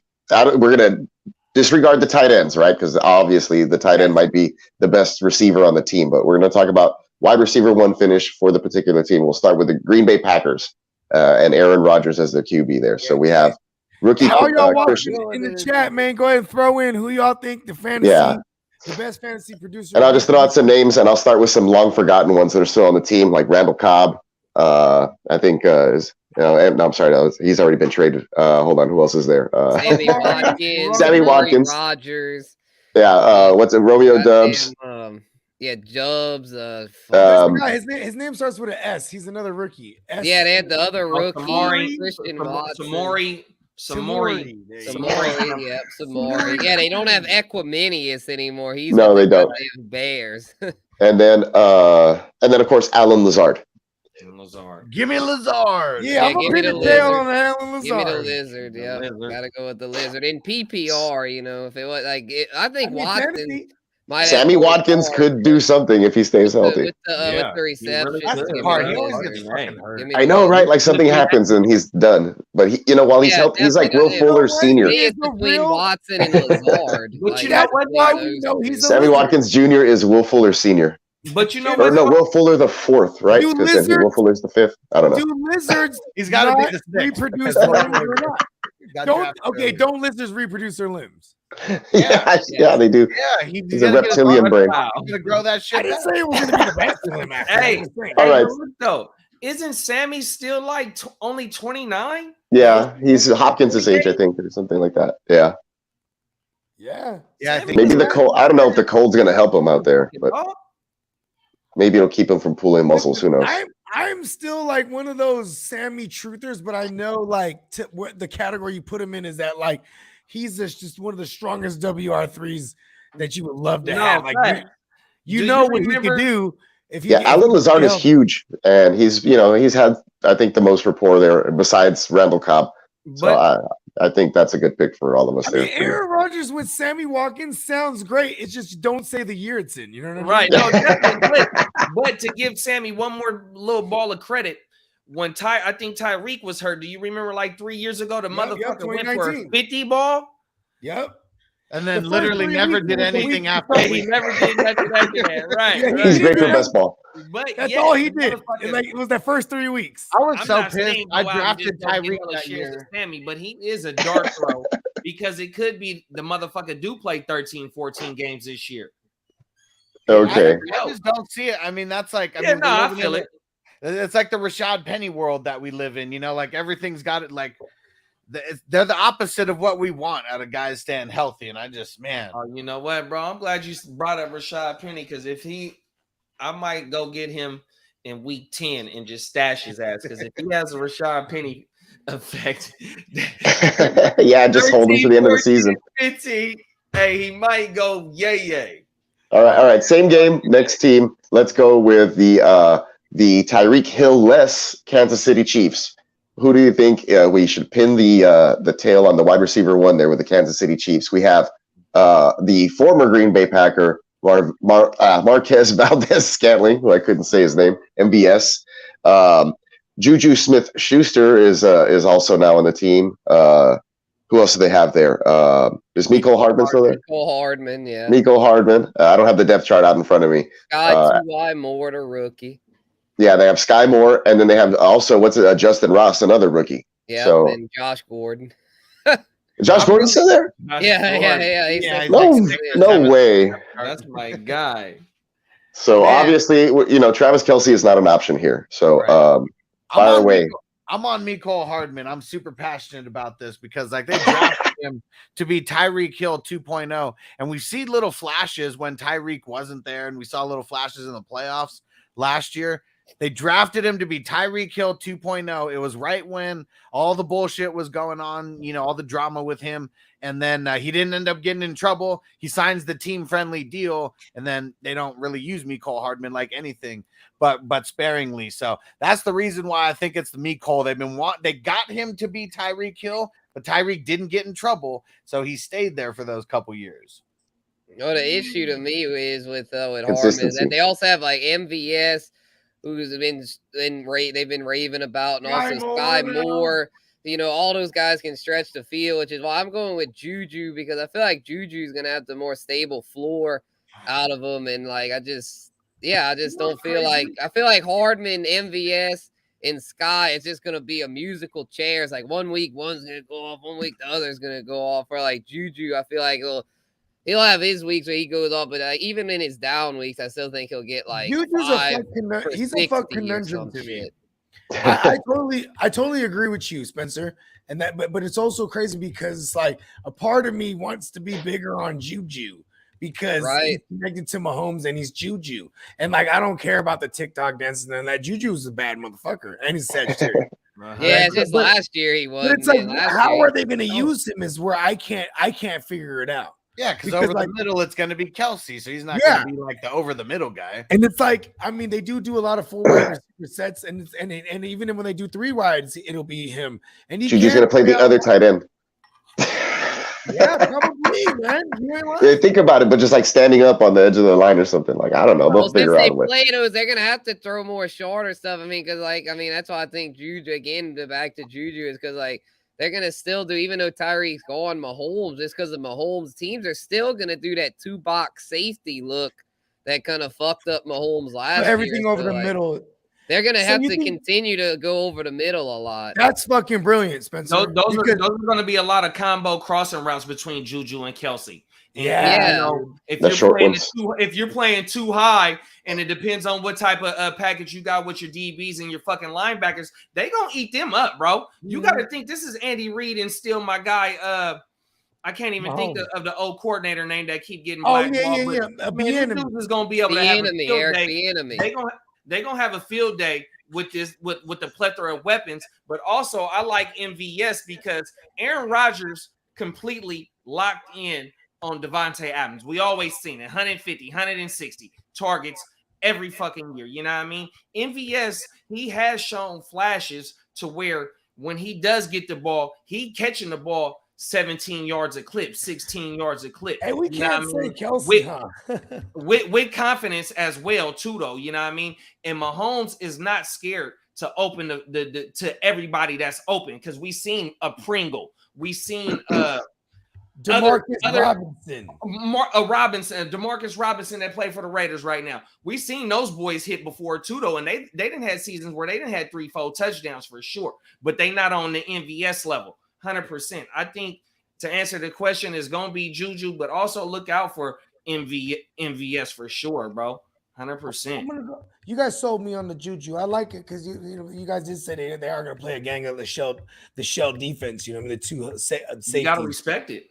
Yeah, so and then if you do have your linebackers, smothering Kelce down over the middle, if you're doing like you said, double cross or stuff like that, you're gonna have Juju over there, so underneath. So yeah, because and Juju's still young. I mean, this is make or break for Juju. If Juju sucks it up, stinks it up this year, that's the end of Juju. Juju's got to show that, look, I'm still that dude, and so this is his chance. You go into the Chiefs, you're tied to Mahomes, you got to deliver. Contract year, only a 1-year deal, 1-year prove it deal. So, yeah.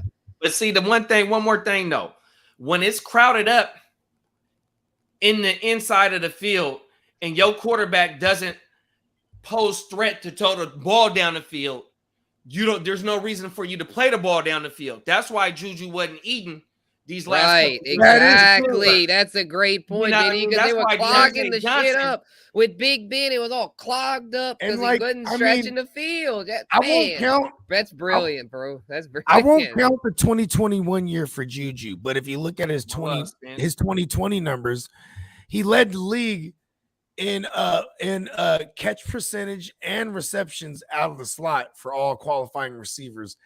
And it was he had- ugly. It was all ugly. Yeah, stuff. and he had the most touchdowns out of slot. So maybe naturally it make me want to only think that that's what he's good for. But that's probably them just playing the strengths of Big Ben's noodle arm at the time. So you know what I mean? And that's like what I it. think it was too, bro. That's really brilliant. I like it. So that's why we're the Yeah. playmakers. Oh, yeah. With that being said, to me, it's def. I'm gonna have to start drafting Juju in some of these mocks. I almost pulled the trigger tonight. The next week, I'm gonna have to take Juju if he comes to me at a value. Because, Someone man, just took Juju in the draft. I'm in a slow draft right now. Shout out to Iggy. Someone just took Juju. I think I'm about 5 or 6 picks away, and now I'm hoping Allen Robinson falls with me. I'm in A-Rob. A- That's who it was. That's who I took tonight. A-Rob the mob, bruh. I took him in the A-Rob the Moxon. mob. Yep. That's Juju, who I got. Juju, my number 3 in the Moxon. Yeah, I With see Debo you. and You Cooper took Kupp. Juju. For sure. Yeah, And my I three in actually that think mock Robinson's tonight, my 3 in there. I had Oh, that's goddamn. hard. I had a That's hard. What Pittman. do I got? Pittman's my guy. I had Hold on. Pittman, Bateman, and A-Rob the mob. That was my. Those were my 3. For So the- you went heavy. So you went running back and was it super flex? No, it was a single QB. My Okay, so first you went 3 heavy was running back. Henry, Saquon, and Pitts. I took Pitts early. Oh, okay, nice. Tried something Remember that. different. I never had taken Pitts yet in a redraft. So Where'd you get Henry? Hey, Like hey, 6? shout out. Hey, look at what Yeah, Hess 6, said, yeah. right? Oh, my bad, y'all. I'm sorry. Well, I just guessed. I'm very clairvoyant. yeah, No, you, go ahead, you guessed Guccini. right. I'd pick 6. Yeah. Go ahead, JD. What would you got? No, I was looking at what Hess said, right? Oh, okay. About Juju and Kelsey, right? But I think it might be the opposite. If the Chiefs go on a super run this year, they gonna be the TikTok motherfucking kings, because Kelsey got moves like he got some melanin in it. 100%. Hold on. Kelsey be getting down, Kelsey is bro. a On brother. my mama. Hey, Kelsey is invited to the cookout, bro. And man, that boy gonna turn the fuck. He's the life of the party, Hey, just he- like Juju, bro. He does have a white boy nickname though. Like they used to call him. Man, Zeus. that no, he But ain't like no. when he Isn't was he Zeus, Zeus? he was lined up. Yeah, You know no, what I mean? Yeah. he's fully with the shit, bro. He 100%. really is, and he could dance like a brother. Hey, My mama, Hey, I what's his think name they could dance him like and his brothers Travis Ohio Kelce. boys. You know, they might have been around some some of them people. yeah, you ain't You know, right. some of the playmakers in Ohio. That's how they grew up around.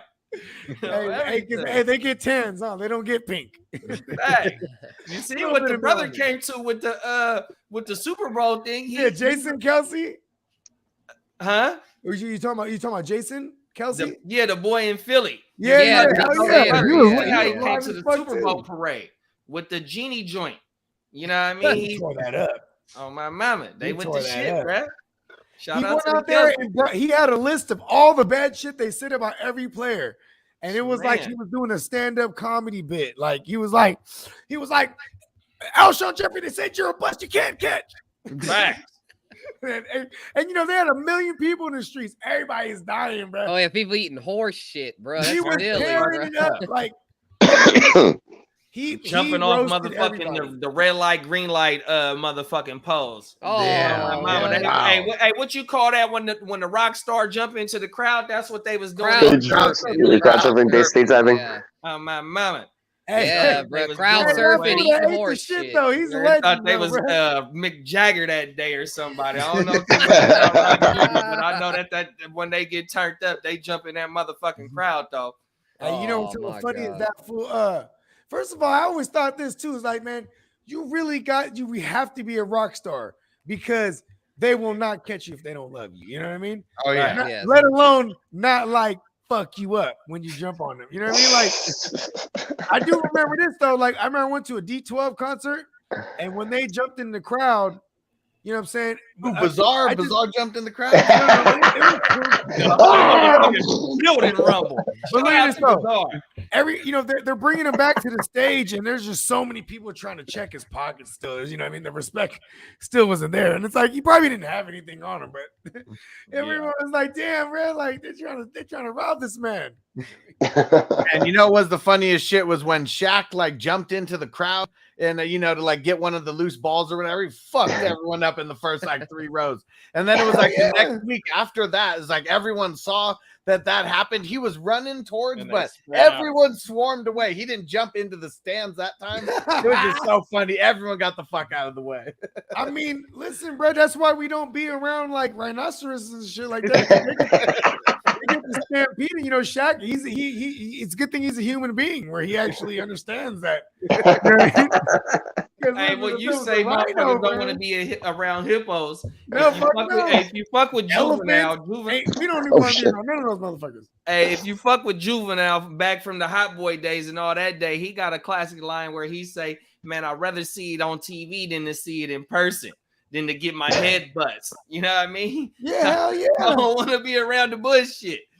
Let me see that fuck bullshit on TV, right? Well, listen, man, if there's a stampede of elephants, I wasn't the one telling nobody about it. I heard about it because I wasn't there. And you know, one more thing too, and I hate to take us this, but the year that we lost the Super Bowl, my cousin always say this, is during the if we would have won the Super Bowl 2 years ago, yeah, the fucking parade would have been when COVID first kicked off. No, listen, that's what I've been saying. cousin- I have the exact numbers. You ready for this? So March 18 was the first reported COVID case in Kansas City. So, they had their that was a month, well over a month after their parade. Yeah. And, we had our first reported cases in the Bay Area December, of 2019. That You know what I'm shit is saying? crazy. Oh man, So- we would have turned to. I know I would have been. Yeah. Wow. And listen, and everybody would have came from Hey. everywhere. You know how many Hey. fans we got in Hawaii and then fans we got from every motherfuckers is coming from Bruh. states away, countries away, bro. Yeah, Let's been a go. super spreader. Bruh, spreading that shit It all would through have the destroyed the zone. world. And I always said that on the podcast that, like, when Handsome Jimmy, when he was overthrowing Emmanuel Sanders, he was saving the world there, bro. Yeah, in the world. Yeah. If only At least that's how I got. Fran could get a couple guys with some speed out there. That's really what it was. That's how I go to sleep at night, though, because that made me high. I saw Shanahan do it again to himself. This time with Choked my again, Niners. bro. Shanahan, man. Look, I mean, he's got to close these things out, man. He's gonna go down as a choke artist if he doesn't turn things around there. Yeah, you ain't lying about that, bro. That's the reality right there, bro. Yeah, can't win the big one is what they'll say about him. Hey, right. Yeah, you don't want to be like that, because it's But like look at as how far he as took his coaching. daddy though. It took his daddy until he got Terrell fucking Davis. Yeah, that's true. Yeah, it Fucking might A. take him Yeah. a little while. I mean, yeah. yeah, because he went there immediately after, right? The first year after. Because he won it with the Niners, Mike Shanahan. That's Yeah, the thing about the playoffs, man. It's one and done, But that was like the that best wasn't Super Bowl fourth performance season, though. I ever. think that was like the 89-90 season Shanahan was there. I don't think he was on No. Shanahan was there in with 94. Steve Young, and they wanted to throw 8 touchdowns for everyone on his for everyone for his jersey number, Oh, and they wow. threw 6. I didn't know that backstory on that 94 Yeah. Super Bowl. And so that's I know he what's threw kind of 6. He threw 6 of them that game. yeah, and it's kind of cool because I mean that was my nostalgic background for why I wanted Shanahan when we were talking about maybe Josh McDaniels or maybe so-and-so or so-and-so. It's like, listen, I want Shanahan, and we got him. Yeah. And like it's That's because right. there's a nostalgia. You know what I mean? The last time we won one of them things, it was Mike Shanahan, his pops was the architect of our plan of attack on offense, and it was also Kyle the head Shanahan. coach. So he was up. He under wasn't the head Seifert. coach. He I was mean, the OC. Seifert was up under Walsh too, though, bro. Yeah, Yeah, Walsh's coaching People tree were- was Oh ridiculous. my So, mama, but because the Holmgren was also OC on that staff too, though. Yeah, but he was doing head coaching things. You know what I mean? Who was The Shanahan? OC Was It was all Mike Shanahan with the play calling and all that. You know what I mean? Yeah, Seifert was more like the placeholder, kind of got all the credit. Kind of like what was Buddy after Johnson for the Cowboys? But No one knows his name. Barry. Exactly. Barry Switzer on my mom. There you go. Yeah, Switzer came on, kind of just rode that. The ship was already put together. No, Oh, hell yeah. definitely. You know, they had an all-star squad. Yeah, and look at they lost to that Shanahan team to go to the chip. 100%. You know what I mean? So if you think Who's that? Ricky Waters? Who's the running back? Ricky Waters, that's my guy. That's one of my favorite Niners all time. Hell yeah, bro. Oh my mama, running Ricky And Waters. Rasta in the building with us, bro. I can't even talk about that, man. The throw, the second half, our defense. He said, I'm sorry to bring it up. he said it just hurts like deep down where I get those feelings, bro, or else I'd be punching shit for no reason. What's that? The Cuba Gooding Jr. shit. Text them back the number from that Logic song. Sorry, what is it? The suicide hotline. Hey, look at that. Hey, he said the Omar Gooding when he was punching. When he's Cuba Gooding when it comes Boys in in the Hood. Oh, the Cuba Gooding. Yeah, there you go. Yeah, we got to get that. I got to get that just to have that up. You Hey, know man, it. shit won an That's a Oscar for classic that, bro. meme right there, boy. It is, man. Listen, man, we be hot about this shit. All right, let's get to the junior class. All right, so the junior class, pretty nice class. I mean, starting off with Jefferson, Lamb, Judy, Claypool, Ayuk, Higgins, Gabe Davis, just to mention a few. Oh, I had a question out of this class. Nice. Does or can CD Lamb outperform Justin Jefferson this year? Hell no, I'm gonna say it. Hell Yeah, no. I'm gonna say no. I'm with you on that. The reason I I'm said it, But there's a lot of opportunity wanna for make- him, There is. though, bro. Oh yeah, there is is. a lot of opportunity for him. I to would say really- the defense would shit on any case I make for CD because Cowboys defense is good, Yeah. and like that would lessen the necessity of to throw Having to throw it. these games. You know what I mean? Jefferson is so damn good. I mean, we're talking about in 2020, 1,400 yards, 7 touchdowns. And there's a big school of people who are like, he's got to regress, and what's he do? 108 receptions, 16 on the yardage, and 10 touchdowns. Does regress. Everything went up. Fuck, yeah. Even if he does regress, he'll probably give you year 1 numbers, which is still fantabulous. Yeah, Damn, that's amazing. it's awesome. He's the man. The ceiling is the roof, or what did Michael Jordan say? And now he has the guy. I love that saying, bro. Oh, my mama. Now he has Ken O'Connell, the guy who he was just the OC with Cooper Kupp last year. So I mean, whether that means anything, me, I'm gonna attach myself to that, right? Like Sky, Definitely. he's with the coordinator that just produced the #1 receiver in all of the NFL. And they're supposed to pass more. And you gotta also understand as well, too, though. What was the head coach before that? Defensive minded guy? Yeah, you have Zimmer. He was holding Hans Zimmer. back, bro. Yeah, he He was. could have really been holding them back. They could have, it could be opened up a whole lot more with O'Connell coming in now. I don't know why I can't think of the OG name right now. Please Mike forgive me. Zimmer. Zimmer. Yeah. Please Yeah, forgive me. Hans Zimmer. Forgive me. His philosophy being a defensive minded coach is probably and they've made investments in that defense, and they have been a top 5 defense as well. You know what I mean? But now you bring in O'Connell, it's time to let this shit go. We playing Kirk Cousins like he's a fucking top 7 quarterback. You know what I mean? This motherfucker got to earn his feet right now. Listen, And Kirk Cousins loves Justin Jefferson.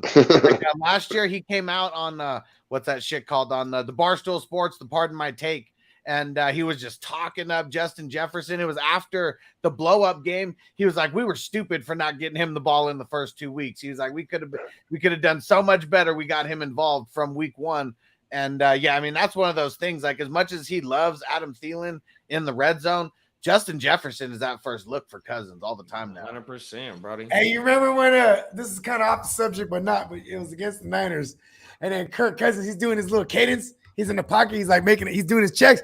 Hey, and then he goes underneath the fucking guard. He was Lines up under the center. Yeah. He's lining up under the guard. Yeah, the announcer couldn't believe that shit. Was it on purpose? Hey, that's Was what it happened on when we played purpose again. or like? No, he was Nah, that was because an he was accident. walking back and forth in the pocket, and he's he's making calls. People are acknowledging him, and then he goes, he's just like, then he goes underneath. You know what I mean? But he was not underneath the center. Get your hand on my ass, man. And it was the running back was like, "Hey, motherfuckers, shoot to the right." Under the guard. Oh my god. That's going to be a slogan on the shirt with Kirk Cousins next. Under the guard. Yeah. Yeah. He was way over there. He was way out the way. Yeah, the guard, he's expecting the snap, and the guard's just like, I don't have it. I don't have anything. You've Some got the question wrong marks guy. coming You up got on the top wrong of his guy. helmet. Man, the Rosta's cheating over here. He said, bro, I did a series of trades that eventually landed me JJ and Chase on a dynasty team. Oh, Jeez. I love it. He probably got no picks till like 2027. You know what I mean? Don't matter. Fuck. I don't ain't mad matter. at him for that. It don't even fucking matter. Yeah. Hey, hold on. But see, he didn't tell us the rest of his team. He just said, Jamar, is that all you got left? Now, Just two guys. Ooh, here's a good one from Albert. Who scores more fantasy points out of the juniors, out of Jerry Jeudy and Gabe Davis? I'm gonna go Judy, bro. I'm gonna go Gabe Davis, man. Ooh, spicy. Because That's a because good like one from Al. I'm gonna have to think about this one. That's I know. I'm thinking about it too. I really don't usually take Judy in like any poll at all. Gabe Davis because he's gonna be he's in a pass happy team. There's a lot. There's vacated targets. I'm just gonna go that route, and Davis has already flashed a ton, and he's done it with like less than 40% snap. Jamison Crowder's over there in Buffalo too now. I know, but right? but if you could tell And me, Dawson Knox.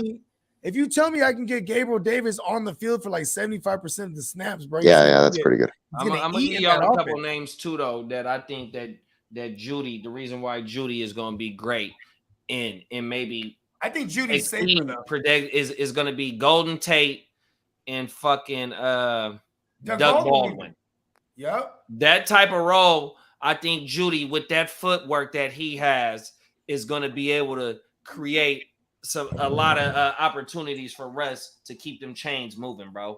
The golden taint. Instead of taking the shot, you know what I mean? What he had to do with DK and Tyler, you know what I mean? Judy is going to be a safe blanket for 100% JD. I'm going Judy here by a nose hair, because I think Gabe Davis is gonna have a huge year.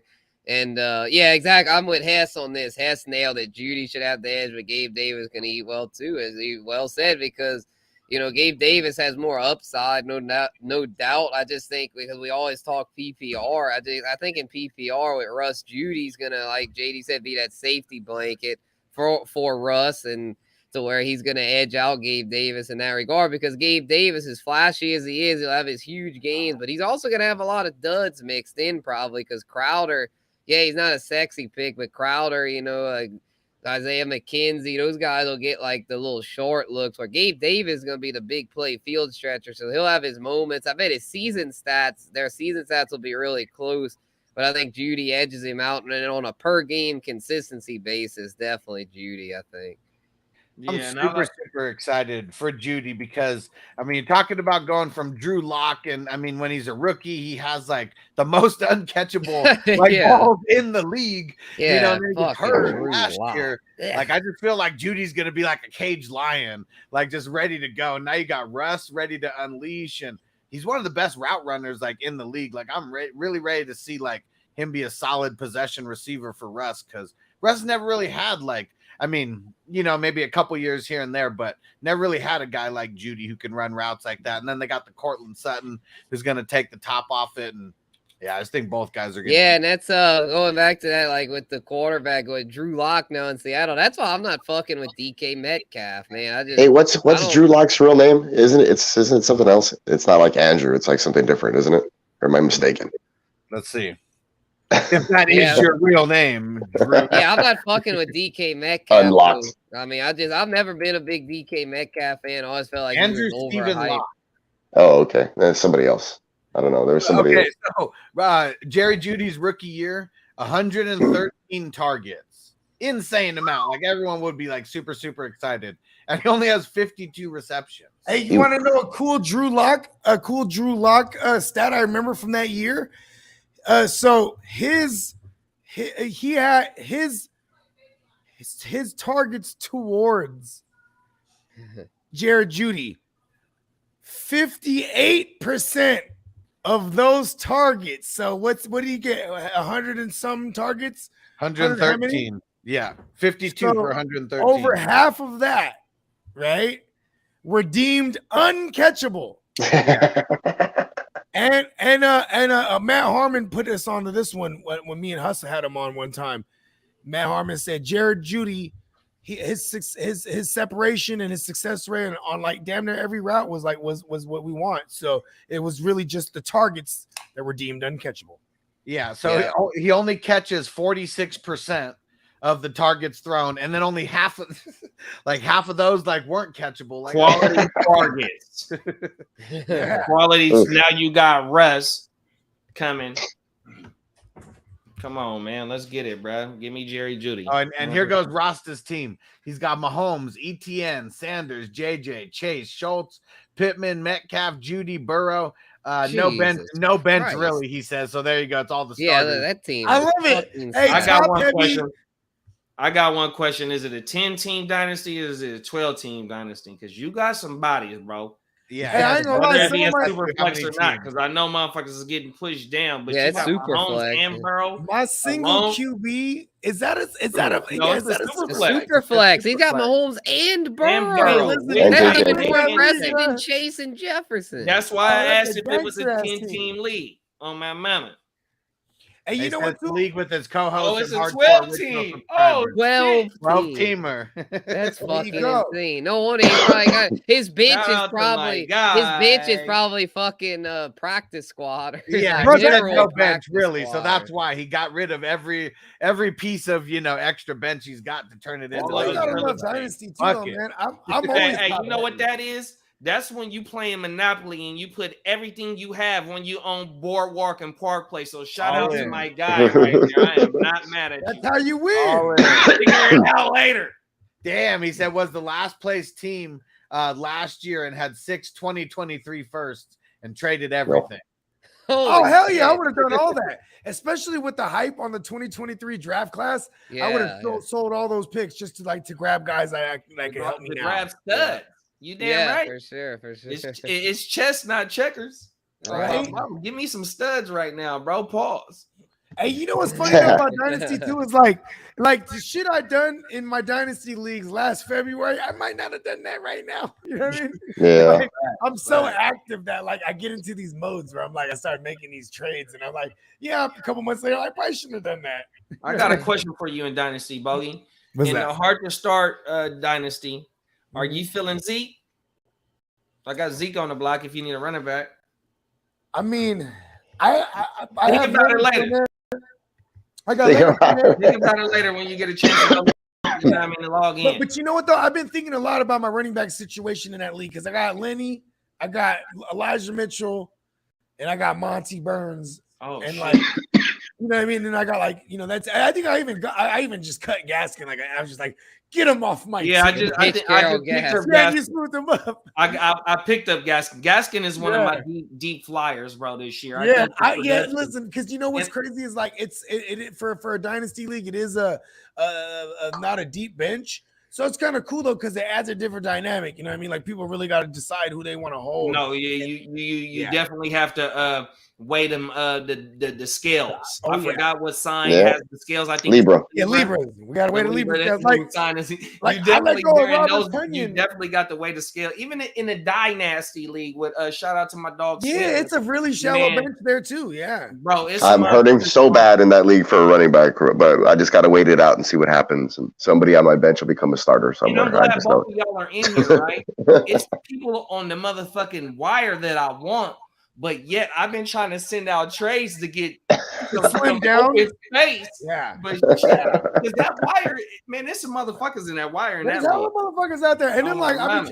and then even our taxi squads aren't that deep either. So it's like, No, damn, no. like, I consider like for example, in that league, man, there's a bunch of motherfuckers floating around in there. It's just a shallow bench. It I mean, what is, are you bro. gonna I do? swear to you, man. I've been trying to sell Julio for a third round just to make a bench spot because I'm so deep at the wide receiver in that league. Hey, you know what? At one point to make a spot, I just cut Antonio Brown. I was like, you know what? Oh yeah. He's still Okay. out there. I think no one. Yeah, yeah. Everyone, I wanted to pick him up, but I was like, nah. He said some bullshit about not getting his surgery until somebody pays for fucking. I don't know what the fuck he said. Hey, he You're wants not to gonna get get a third for Julio. He's now Mason Rudolph, huh? Hey, and this is why you only get this shit on the playmakers, right? Because we are in tune to the culture. AB was just spotted with academics turned up at a pool party. AB is not in football mode anymore. AB, because he's when he threw up those deuces, when he took his shirt off, he meant that. He's a fucking rapper, bro. Done. Hey, academics, bro. That's how he wanted to go out. Just like academics kills me, bro, because he does too much of this. You know what I mean? Like he just talks to me like he just too much, like. I'm like, why you keep doing the hand gestures like you're Italian, bro? You're not. Way too many hand gestures for academics. Yeah, you know, and he got a cosign from Kanye too, though. Hey, listen, you know what I mean? So football, I think he's done, you know why I fuck with academics? Academics never tried to front. Academics kept it on and it was like, listen, I'm a square. I think he's like originally from Jamaica too, or something like that. Yeah, no, his family is immigrants. I think he was born here. He's first generation. My mama. A lot of he's first generation American, but his parents is immigrants. I think that's what and listen, they put him in the right position to win, and he's winning, bro. Hey, wait, what part of Jamaica? Right near the beach, boy. Just for the type of shit that we doing right now, that motherfucker is the GOAT, bro. Yeah, that guy is the GOAT. Do too much of this. But look though, so back in like 18 or 19, I added the motherfucker on Twitter, and I'm like, bruh, you the Stephen A. Smith of hip hop, and the boy hit me back and was laughing like a motherfucker. But if you really look at it, that's who the fuck he is. He's like Stephen A. Smith of the hip hop, but he running it, you know, this type of shit. He doing his you gotta salute him, bro. I want to say he's probably like 10 years in the game now. I mean, what was that show he was doing with Joe Budden? They had him with Joe Budden at first. On my mama. I forget what. And then there was her, and then they had a nice black lady. It was Everyday Struggle. Everyday Struggle, yeah. On my mama. And Joe Budden is all the way the fool with it. Hey, I fuck with Joe Budden so tough. And he wasn't fuck with academics then, but he fuck with academics now because the built platform. Each of you motherfuckers that's on this, hey, listen, no, right here. That's what y'all doing, bro. Y'all building y'all platform, and that motherfucker showed that he had to make the mainline motherfuckers that push all the music. They all got to tap in with him, and that's what y'all doing right now. These motherfuckers, I'm telling you, and I that's hate what we doing, my brother. You part conversation, but I told y'all these motherfuckers be tuned in and watch just how motherfuckers be speaking and shit. I'm telling you, they gonna be taking y'all shit and running with it if they haven't done it already. Hey, you know what's crazy too is like, if anybody takes and runs with our shit and has success with it, I'm not gonna lie, that's pretty much what we intended for it to be anyway, because we want motherfuckers to win, and not just in fantasy, like in whatever. Like, listen, if a motherfucker in life, in life, man, like. You know what I mean? You got to have that for the next man. Though, listen, it's all about looking out for yourself. Yes, this is true. But like when you big up the next man, bro, that's like some of the best karma. Like you should want to see everybody win and surround yourself with people that feel the same way because they want to see you win. Then you know what I mean? No. That's not what I'm making. Is that when the motherfuckers that's mainline come down and get He's the gatekeeper. And not bigging up the motherfuckers that they coming back to steal this shit. Because one of the reasons why we started our shit is because we thought it wasn't motherfuckers that was doing what we was doing that looked like us. Now that I met everybody on here, that's not it. But for the shit to hit harder to the people that we cater to is gonna come better from us. But yet them other motherfuckers to cater to not only the mainstream, but to hit kind of audiences with us, they come back and they, for real, bro. That's all I'm saying, bro. For real. Yeah, no, I'm with you. I'm talking about because academics, he really did carve his own, and now there's a bazillion. That motherfucker to go, bro. there's a bazillion, motherfuckers trying to be like him, right? But 100%, carved his bro. own For space. real. All And that's independent. why Yeezy put him on. That's why Yeezy bigged him up. You know what I mean? And you know what was crazy too is that like he broke artists, man. You know what I mean? And then I was gonna say, every day, bro. so which one of these receivers would you be scared to have on your team, though? Okay, what was the question?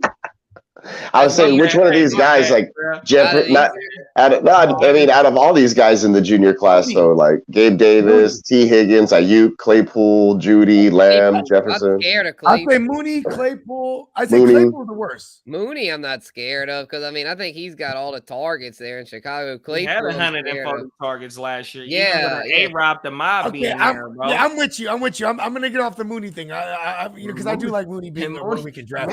Hey, all we need is more Claypool. quality targets for Mooney, and he gonna boom boom. Fuck Claypool. And Hess says Ayuk. I mean, yeah, maybe Ayuk, but I feel like though Ayuk's gonna do better this year. And I feel like there's more potential in that system. Yeah, I think think if I gotta choose, it's gonna be Ayuk, bro. Just based on that, I'm a Danny G truther. Would y'all agree on this? Did we not see it with Ayuk already? Like his rookie year, right?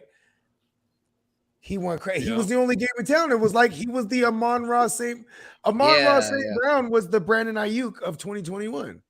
Mm-hmm. You know what? And you know what? I think the fella just got too full of himself. I mean, training camp ain't over with, so he still got action at making a name for himself. But here it is. Last year we had what we had last year with Ayuk, and then just what the report was 2 weeks ago in OTAs. I can't remember what exactly for word what it said, but it wasn't he wasn't looking on par. It wasn't Ayuk St. Brown. Oh my mama, I'm glad you said and that. Here's bro. the thing, though. The reason and that's why I I like Danny G, though, bro. Danny G, he damn near is what Debo does, bro.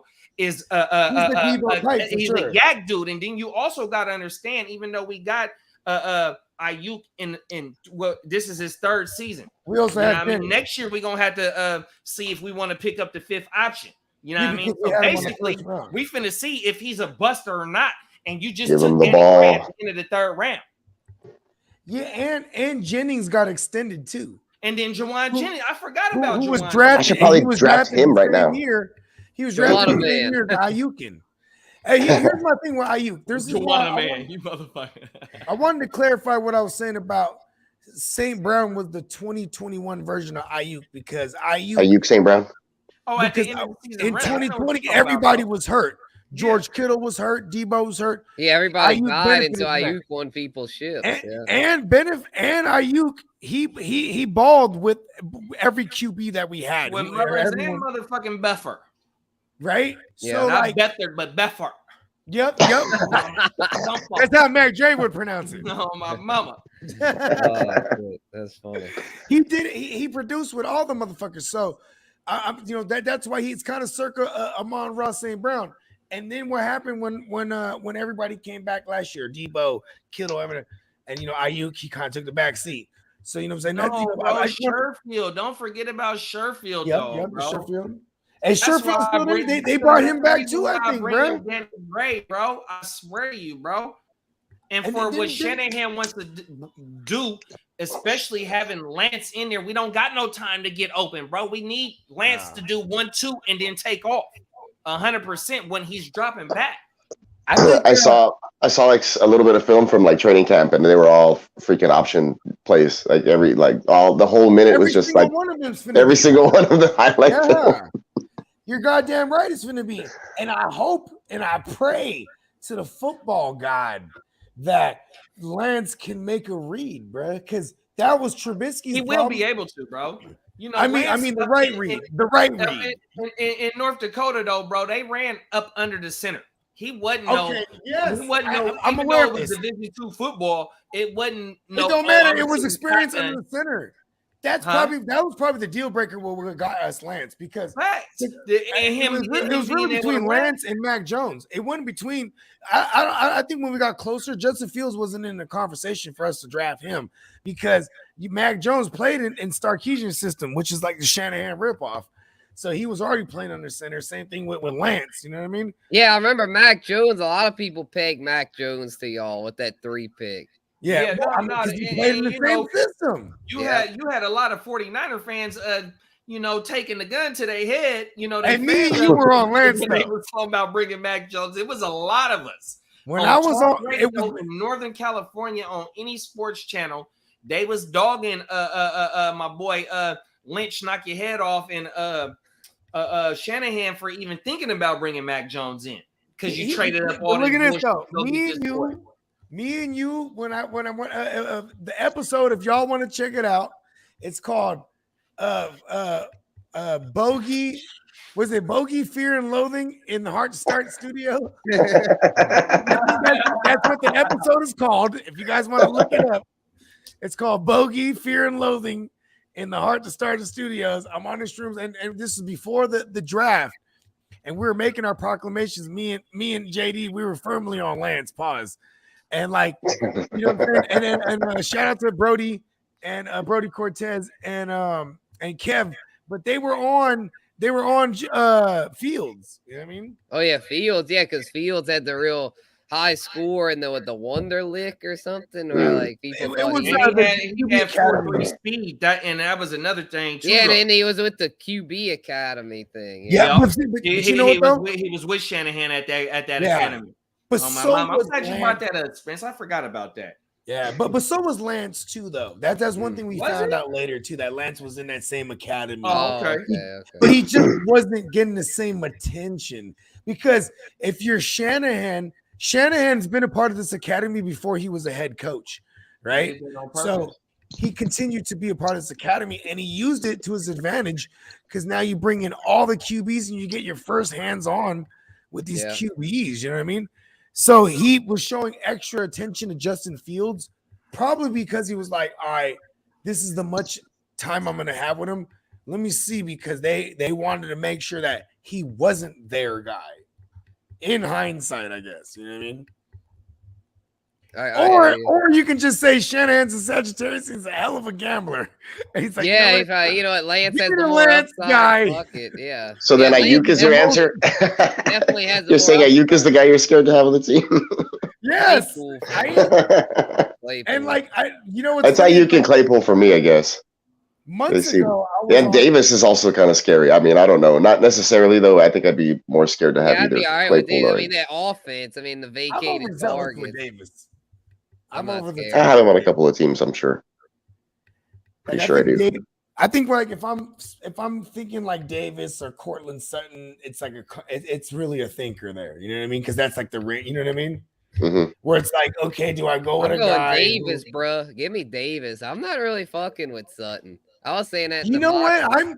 I'm fucking. I know one of those guys is gonna be good, bro. Or maybe Beauty's gonna be the one that's good. Sutton, I don't know. I'm off of Sutton. Hey, the only thing that scares me out of Davis is fucking Crowder, bro. Is because it seems like that Josh Allen loved Beasley. Beasley's had 40-point games, bro. Yeah. He's helped me get to the ship because I had a Josh Allen and Beasley stack, and I want to say in week 13 of 2020, I had that stack. Pretty sure a 40 ball, bro. It was either in week 14. You know what I mean? I forgot what it was, but it shows that Josh. He had like a 2 TD game and like 13 catches or some shit. And Jamison Crowder is damn near what Beasley was 2 to 3 years ago. And like 80 yards or something low, like 70 yards, 13 catches, 2 touchdowns or something. Okay, let's do this. Hey, y'all ready for this? So somebody y'all ready for this? Somebody pull up Beasley's game log just from last year. Oh, last year he barely even played, did he? I don't even remember. No, I mean, he did play. He played. Like, I mean, he just wasn't as just show me the games. I want you to look at the games where he was fantasy viable and look at the teams he played. And I almost guarantee, because I don't know, I just want to. Here you go. Extension of the run. Washington, Tennessee, Jacksonville. Those are the games that scored over 20 points. Okay, so all those teams had pass rush that was coming crazy. You know what I mean? Because that's my point I wanted to make is that like even the Buccaneers game, I know they played the the Buccaneers game. Yeah, they had double-digit targets. Yeah, Pittsburgh. Yeah, I was gonna say he didn't do big and he didn't blow up. Miami, Jacksonville, Tampa Bay. When the pass rush is coming, Exactly. That's Then a that great quick, point. he's a hot read. That's a It's damn that- great it's that point. That's gonna be shit they Crowder got then. on the side. That's it. James Cook too. James Cook is gonna get all. I mean, of that. they tried to bring in JD McKissick for that Right, same James reason, right? Cook's gonna play that McKissick Because they role. like that role. So Yeah, whether Which it's is- James Cook's gonna catch 60 balls. Yeah, Did but- McKissick go back to Washington? Is that what Yeah. happened? He did. Yeah. He had signed with Buffalo. Then He's like, you know what? I'm gonna get all my targets over here anyway. I'm gonna have like 40, 50 Yeah, I catches. can't believe, why did he renege on Buffalo, bro? He had a shot at a fucking ring, and I you're mean, gonna you go know back to what, the though? fucking joke of an organization I mean, as the sometimes people Washington look at it as a Command. job. He's comfortable with life though. Maybe like Yeah, I have a he house might out be like, I here, like my job here. You know what I mean? It could be that. Like, Hey, DC, hey, mentally DC, stable. I'm shit, cool. though. I got a homeboy I in don't know. Tennessee, man. Buffalo's cold and shit. I mean, Washington probably is too. I don't know. maybe he loved the bitches out there too. He's like, listen, I'm not gonna I'm fuse telling you, them, the and maybe those few good ones talked him out of a good opportunity to get a ring. You know what I mean? Like, Like, you no, don't want to go to baby, New York. stay here in DC, baby. Oh, man, he had a shot at a ring. They just announced it, baby. No, you know what? You could change your mind. He's like, you know what? I They just announced it. remember that. Yeah, they Yeah, announced it, and then he reneged like a day later. They announced it. That's crazy. Yeah. He pulled a Frank Gore on Philly. Y'all remember Yeah. that? What's an Odell on Buffalo also? I gotta He get got back the on. plane and sent a text message from Shady and said, "Don't you go there." He's like, "Okay." Buffalo, man, that happened to him twice already, dude. Because was it Antonio Brown did that to him also? Antonio Brown didn't want to go to Buffalo. Yeah. And then Oh, Diggs man, he went probably there and feels balled really the fuck stupid out. now. Yeah, You don't know that's good, Antonio though, Brown's because an idiot. Diggs might not have ended up there. Yeah, that's true. Yeah, and then Buffalo 'cause that would was be that where they're same at now. year. Brown would have fucked shit up over there. So. Oh, wait Yeah, a second. AD They would've were killed trying to over have there, both bro. Diggs That's for and sure. Brown. Oh no, they were trying to overkill it. They were trying to get Diggs. They already had. They wouldn't Diggs. have been. They were trying to do the Tom Brady thing, like it's like, oh, I already have all these receivers, just go They were downfield. trying to be- I guess. I mean, that's what you had to do, right? Like, even though Tom wasn't in that division anymore, that you're like, listen, we got to own it. This division is open now. Yeah, I got the Open season. stallion. Got to take advantage of it. Okay, so we went through the seniors. We No, have we're some- doing juniors. We're hitting the seniors. we gotta get right? Oh to wait, the we're on to the seniors seniors now. now. Okay, yeah. Okay, actually, before we go on to the seniors, Terry McLaurin and Deontay Johnson, who's more likely to finish as a QB1? I mean, QB1, WR1. Let's say that. Like Deontay- overall, WR1 as Yeah, the- like We're a top compared 12. to, No, like in the yeah, top that's 12. the seniors, Yeah, all right. Because these all guys, they have different situations with their QB, and I know a lot of people are To sleeping, be the old, sleeping on them, so they come at a value. You know what I mean? QB1, I mean Ah. WR1. I don't think either of them will do it, but give me Terry McLaurin to be more likely, More I likely? guess. Okay. Yeah, that's my answer. I'm with Don't you. ask me to explain why. Give me Carson Wentz, I guess, Deontay, could bro. support, Give me a wide Deontay. receiver. It's PPR. I mean, I keep going back to that, but Deontay, I still think is going to be a With target Trubisky? hog, even without I mean, Big Ben. Oh, Give me actually, hold on. Deontay. I just don't like Wentz might at not say all. I think McLaurin. Trubisky is like him and Wentz aren't that far apart, and I just feel like Deontay is going to just get more volume, more looks to where like.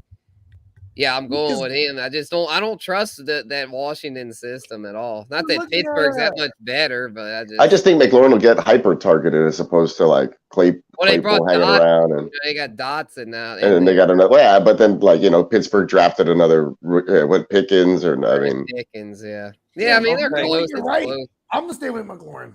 Okay. Bogard is like, Well, because you know what though? Look. Here's the thing: is Hustler. He did like a makeshift dive on Allen Robinson's numbers with Trubisky when we were trying to make it. We were talking about A-Rob the Mob earlier. Yeah, Trubisky was good with Trubisky. But it's here's like the MVP, thing, Nickelodeon valuable they player. also mixed in. There was still some Nick Foles mixture in there too, though. That's the thing. It was like, you know what I mean. You really got to deep dive to separate the two, because you know what I mean. It's hard to remember for me to remember. But it was Trubisky mostly games with- Trubisky that season. I'm pretty sure that was But 2020. you gotta also too remember. Well, though, you 2020 gotta- he had 1,200 yards. You That's gotta what throw I'm saying. that bullshit out because they had fucking Matt Nagy, dog. Yeah, that is true. All that bullshit with Trubisky. And Matt shout out to the Nagy. Triple B's, man. Them is my motherfucking brothers over there, man. Them is my dogs, man. 100%, man. They But gonna they had I mean, Allen Robinson did have 1,200 yards that year in no 2020.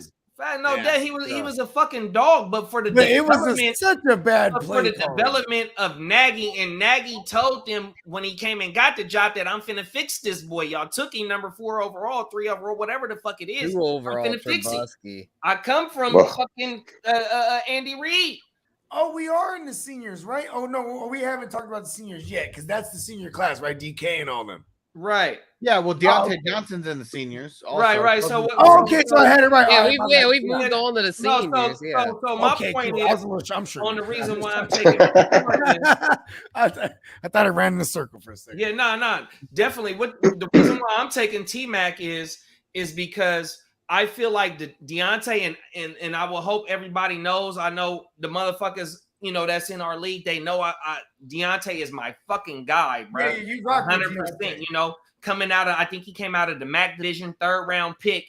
Here it is. He ball out this year. He finna get the fucking bag, right? That's my guy. He's a Steeler, for him to see 150 targets last year, 160 targets that year. The year before that, like 140, and then the year before that, like 90. It's just always been building up. But to me, I know Deontay hasn't seen his ceiling, but he's done hit his medium. He's a little bit before his floor. But with McLaurin and having Wentz, a better quarterback situation that he's ever had in his career, even though McLaurin is 1,000 and maybe 5 TDs. And then he had like Tyler Heineke or whatever it was. His floor, or even the medium in the ceiling hasn't even nowhere been close. So give me T-Mac with Wentz, because Wentz, we seen him lock in on Pittman. And Wentz went 27-7. We're not going to talk about, he couldn't beat Jacksonville and whatnot. We seen Wentz be able to at least support one fantasy relevant player, bro. Wentz will do it for McLaurin this year. McLaurin will have at least 7 to 8 TDs, and he's going to break out on his yardage because there's going to be a lot more quality targets for McLaurin coming from I need to have more McLaurin. I have 0 McLaurin all the time. Yeah, it's just that with Wentz, Pittman was solid. I think though this year, the reason I'm on the Pittman a lot this year is that I think Matt Ryan's going to be a significant upgrade over Carson Wentz. No, quarterback carousel. I agree with that take too, though. On everything, I agree with that. And I looked it up actually. A-Rob the Mob under Trubisky, like when Trubisky he got hurt and he came back in 2020, the last 6 weeks with Trubisky, A-Rob balled the fuck out in 2020. He was on pace for over 100 receptions for 1,400 yards and 8 tugs. Okay. So Trubisky can support a number 1 receiver. And one more thing on A-Rob to drive home the point on A-Rob, since we're talking about receivers. Oh yeah, A-Rob. What about the Jacksonville season? Oh, it's Blake Bortles with the GOAT. Damn, that was the GOAT. And I just got to give one shout out to my guy Woodrow. He's a hard to start guy. He does the basketball. You know what I mean? He had A-Rob the Mob that year, and it brought home his ship on my mama. That's when Cam Newton 14 tugs. 14 tugs. Led the league in receiving tugs. Was that 2015? 2015, yeah. Hey, say that yards on the dot. I won a chip that year. A-Rob the Mob, bro. I had Carson Palmer, David Johnson, A-Rob the Mob, DeAndre Hopkins, OBJ. And OBJ actually died on me that year. You know what I mean? Yeah, no. He didn't die on me that year. No, that was the good OBJ year. LaShawn McCoy, Drew Brees, the good old days. I went receiver heavy in that one league. That was the only league I went receiver heavy, and I won receiver early. I mean, I was just lucky to get. I remember I went through Thomas Rawls and fucking David Johnson. I was scouring the waiver wire, getting all the guys, bro. I had CJ2K to start the year off. Yeah, CJ2K. And then I had David Johnson already because I had CJ2K. It was and if I didn't have that move, it was that was fucking awesome. And my brothers, I gotta head out early tonight, guys. Unfortunately, I can't make it through the whole, class of the university here, and then the 5th-year seniors. Well, I don't, or 6-year, those flunkies as we call them. I don't really care about those guys, but I'm glad I at least got to see the whole lineup and talk about them a little bit. Yeah. But catch you guys on the next Playmakers. Yeah, I'm dying from yesterday. I got to get some rest. I'm dying from those flag football games yesterday. Yeah, hell so. yeah. I mean, you know what, too, and just like a real savage receiver, you know what I mean? He was like, listen, I'm not missing that episode. Peacock, we appreciate you, man. Everybody check him out. Yeah, check out the website. That's what it looks like up there. It's down here on the bottom. Yeah, Peacock.threadless. Yeah, I appreciate y'all. For sure, Peacock, man. All Love right, you, brother. man. Later, y'all. Yeah. Okay. Yeah. Lord.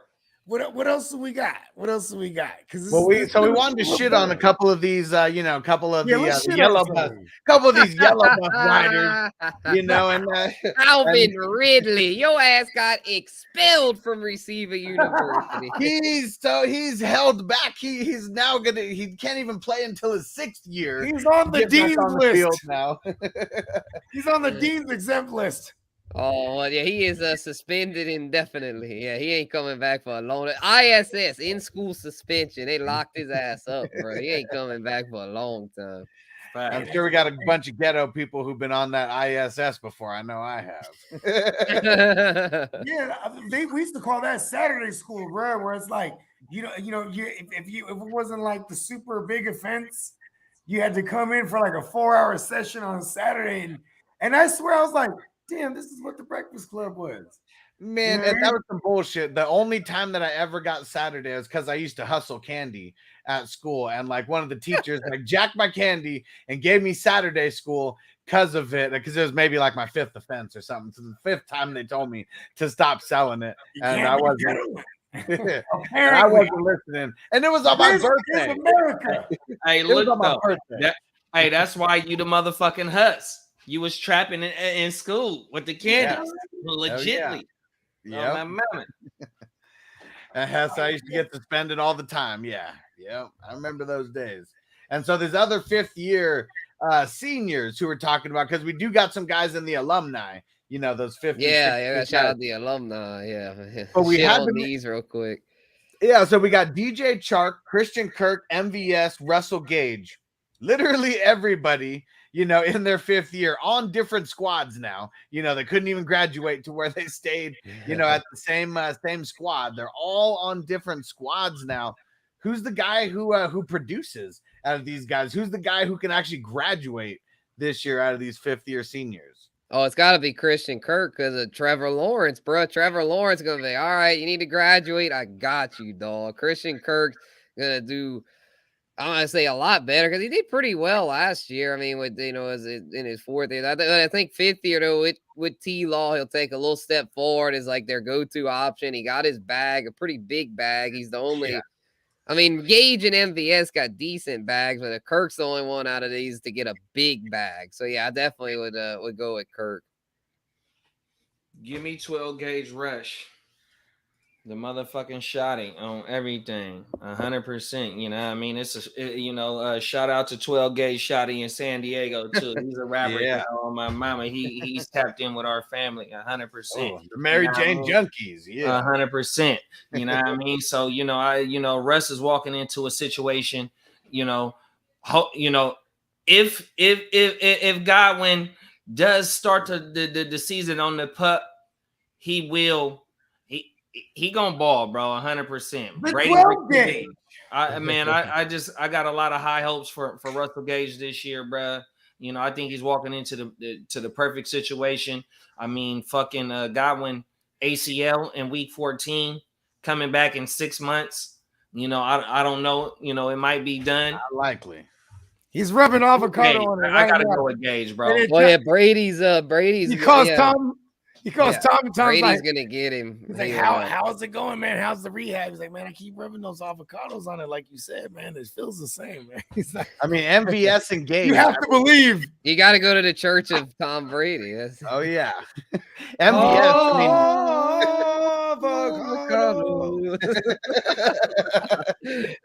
Hell yeah. Yeah, MVS. Like, talk about being spoiled. Going from Aaron Rodgers. And usually you got a guy like Aaron Rodgers, you switch teams, you're going to be getting a downgrade. at QB. But oh no, he goes over to Kansas City. I'm still not picking him because I really don't think he's going to be more than a flash in the pan. I am going to go with Christian Kirk, though, a guy who damn near scraped 1,000 yards last year, coming over with T-Law and now with Doug Peterson over there. I mean, their offense, it can't get worse than it was last year. It's literally It's gonna get better. Yeah, literally the basement. Oh yeah, nowhere to go but up. Yeah, with Pervin Liar as their head coach. Pervin Liar. Yeah. my dog is a clone like me, man. Oh, what? Yeah, man. Hump day. Yeah, gym rooms always like it's hump day. Yep, My Perv, guy hump right day. here. Shout out to Pervin Liar. It's hump day. Yeah, Hey, Pervin I got Liar. one more stat for Jim y'all Rome, that said, I got one more stat for y'all that said Christian Kirk on this one, right? If you look at what Marvin Jones did, he played all 17 games. He had 73 targets. 73 receptions and 120 targets and 832 yards. So what Christian Kirk did with Kyler coming into this system with T-Law lightweight supporting what Marvin Jones did, and Christian Kirk being more of a better talent than what Marvin Jones is right now at their points of their career. Christian Kirk definitely has that opportunity on top of the bag to support that, to get this opportunity to really break out this year for sure. But yet, Gage is going to be my guy because I'm riding with Gage, but Christian Kirk definitely has that opportunity. And T-Law in that, like Hus just said, it can't get no worse over there, but yet Marvin Jones was lightweight fantasy relevant. So now you're bringing in Christian Kirk that has. Marvin Jones had some games too. Oh, my mama. Now you bring in this boy. Yeah, just Jones really fell off down the stretch, bro. I think when he he fell caught off, up you to know who him. took over? Laquan Treadwell. Yeah, Right, exactly. right, Well, he right. ain't The gonna stay, damnedest so thing. yeah, that's gonna be Kirk, bro. So Right, that's right. a role on that, at least for that particular system. No, Doug definitely. Peterson. For Here's what we like about Doug Peterson's system. He rips off what's his name? Andy Reid. But he rips off Andy Reid in the most rudimentary way, where it's like, okay, as far as personnel, like, okay, you gotta have the field stretcher, right? So when Doug Peterson first got his gig with the Eagles, what did he do? They brought in Torrey Smith in free agency. The next year, they brought in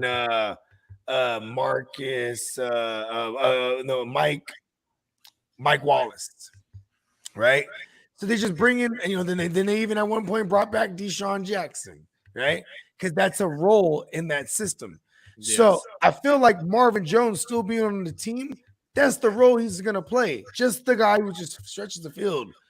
So and meanwhile, Christian Kirk will be the guy who plays outside and inside and in the slot, and you know what I mean? Like that, he's that guy. I agree with that take because Like, remember Nelson Aguilar?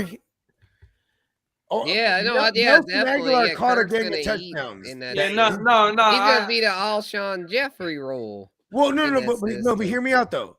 The guy in Frank Reich's system, and even going back to, all the Andy Reid systems, Frank Reich, Doug Peterson, Nagy. These guys that play in the slot, they score touchdowns. Nelson Aguilar, Anthony Miller, fucking Zach Pasquale, God damn it. You know what I mean? Christian Kirk is gonna be the guy who plays out wide but also plays in the slot. And he's gonna get those looks, is one of my point is. Before we get to the alumni, we got to talk about the 6th-year seniors and then the dropouts. Just real quick, do you even think that these 6-year seniors, and we got Corey Davis and Curtis Samuel on here, do we think they can graduate, or are they wasting their time so they just drop out right now? Oh, they did drop out. Drop the Yeah, give 'em fuck the out, bro. Because guess what? Corey Davis replaced by Garrett Wilson. Curtis Samuel replaced by Jahan Dotson. Drop out. Y'all need to go.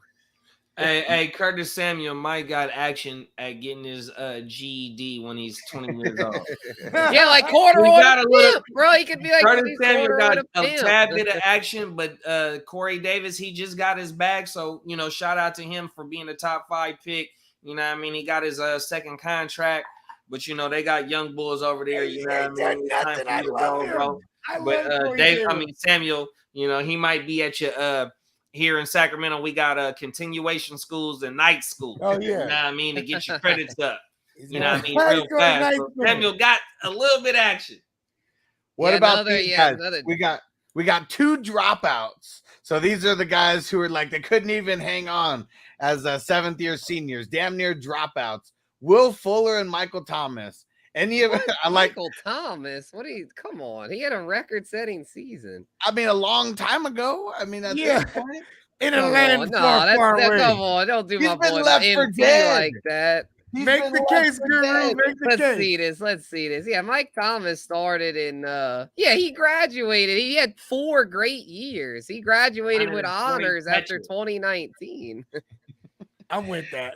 I'm with that. All right, I guess we have. To get But yeah, someone on Will there with Fuller Will Fuller. definitely. Yeah, Will Fuller. I mean, yeah, he was the guy that was all he I was don't even getting know who popped that with, guy is. You guys with keep talking about. drugs and shit. Yeah, Oh, I he was. think you Yeah, guys he was always mean getting suspended. Will and bullshit. Fuller. Yeah, Oh, I'm with. boy. But Mike Thomas, I know he's a diva, but Mike Thomas is the one. It's like he graduated and then went off on like the crazy path. Like once he graduated, but he definitely graduated. So what Mike Thomas did is, if we talking about school and shit, Mike Thomas had to leave school to go back home and take some time away from school. Yeah, he takes. So now he's back at school. We just seen that it said that he might be ready by training camp sometime in August, be cleared. You know what I mean? So Mike Thomas then came back on campus and is ready to solidify his name as one of them top 5. Yeah, he's going to grad school now. Yeah, he had to take a couple years off. He's back. He's back. But now he's back. Because in the real world, you know what I mean? I be telling motherfuckers, because I don't got no education, but yet I done been on my job for 23 years. So experience to me outweighs book knowledge, but yet book knowledge will get you faster and elevate in your career. But yet you got to have this experience in anything in life to walk through and maneuver.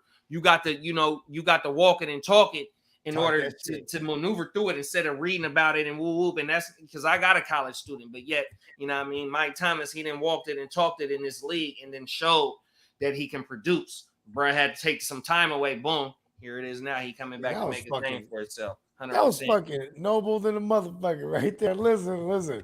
Whoever was watching right now and just saw JD, heard JD say all that, bro. This is that life isms that you get. Like y'all thought y'all tuned in for some fantasy. 6:30 Wednesday night, man. Here with some real playmaker shit right there, bro. Yeah, hold on. Where is it? Gotta tell everyone, get your bars up. 100%, doggies. Yeah, I put it down What right up, there. I like AJ? that. I'm with you on that, man. I mean, How about sometimes this? Well, how about we just jump into some of the young wide receiver alumni? We could throw any other names that we need to in here as well. But we got guys like Cup and Moore and Sutton and Mike Williams, Juju, Godwin, Tyreek. okay. And we could mix in anybody else. I mean, we got a bunch of guys who are outside, the window of that year. Y'all know I'm really big on Mike Williams. I know how Huss feels lightweight. You know what I'm saying? And I know there's been some instances where I've been able to bring Spencer on over to the dark side, but I want to hear you guys. How do you guys feel about Mike Williams this year? Like in a nutshell, are you guys having him? I have him some. I mean, I'm not super high on him, but I do have him some because with Herbert, bro. I mean, he's tied to Herbert, so that's a plus. He's tied to a within 5,000-yard passer. He's You're tied to a 100%, high-powered offense, and you might get him a round and a half after Keenan. He's like a poor man. He's like I mean, it's only been maybe a year and a half with Herbert, right? Because Mike Williams was hurt a good amount of that rookie year, 2020, right, for Herbert. Yeah. But is Mike Williams, when you look at his numbers in his career, he's kind of a poor man's busted version of Mike Evans. You know what I mean? Like Mike Evans. In a way. I guess. Hold on. Well, here's his career numbers. Let me just. He's been in the league 5 years now. So we got. the first year he didn't do shit. I mean, he was like hurt the entire first year of his career after being drafted. Number 7 or number 8 overall. Yeah, and then he gets 660 in year 2, but it's the 10 tugs. Like that's what everyone remembers. Like in his and that's where the Mike Evans-esque comparison comes to. You know what I mean? Not the 1,000-yard Because Right, yeah. Okay, Year go ahead. 3,000 yards, like on the nose, 49 receptions, only 2 touchdowns. So the regression was like just straight. 49 receptions. Yeah, he led the 1,000 league in yards. yards per reception that year, 20.4 yards per Yeah, reception. That's 21. I crazy. remember that. Yeah, it's fucking insane. And then 2020 back down to earth because he got hurt.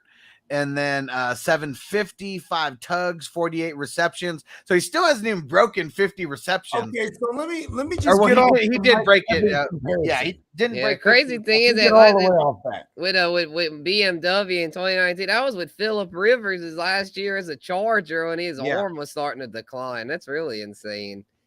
So I bet a lot of that was yak yards. I mean, No. He was chucking it to Mike Williams. Mike Williams has some big. I know he was. I know a lot of those were chunk plays. I'm just saying, some of it was probably yak, like because I mean Rivers didn't have the arm strength.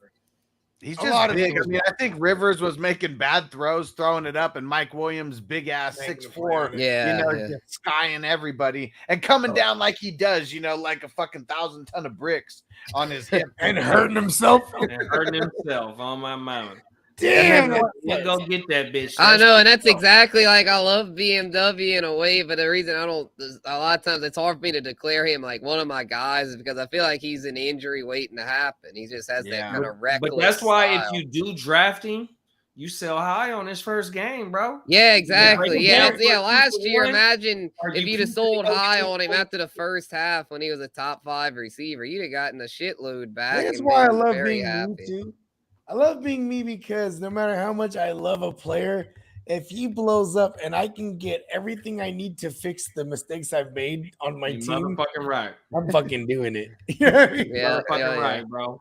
Because I'm trying to read the redraft mentality is my favorite because it's like, you only have one shot at this. You know what I mean? We on a weekly You only basis, got one bro. shot. Yeah. We only got one. Mom spaghetti.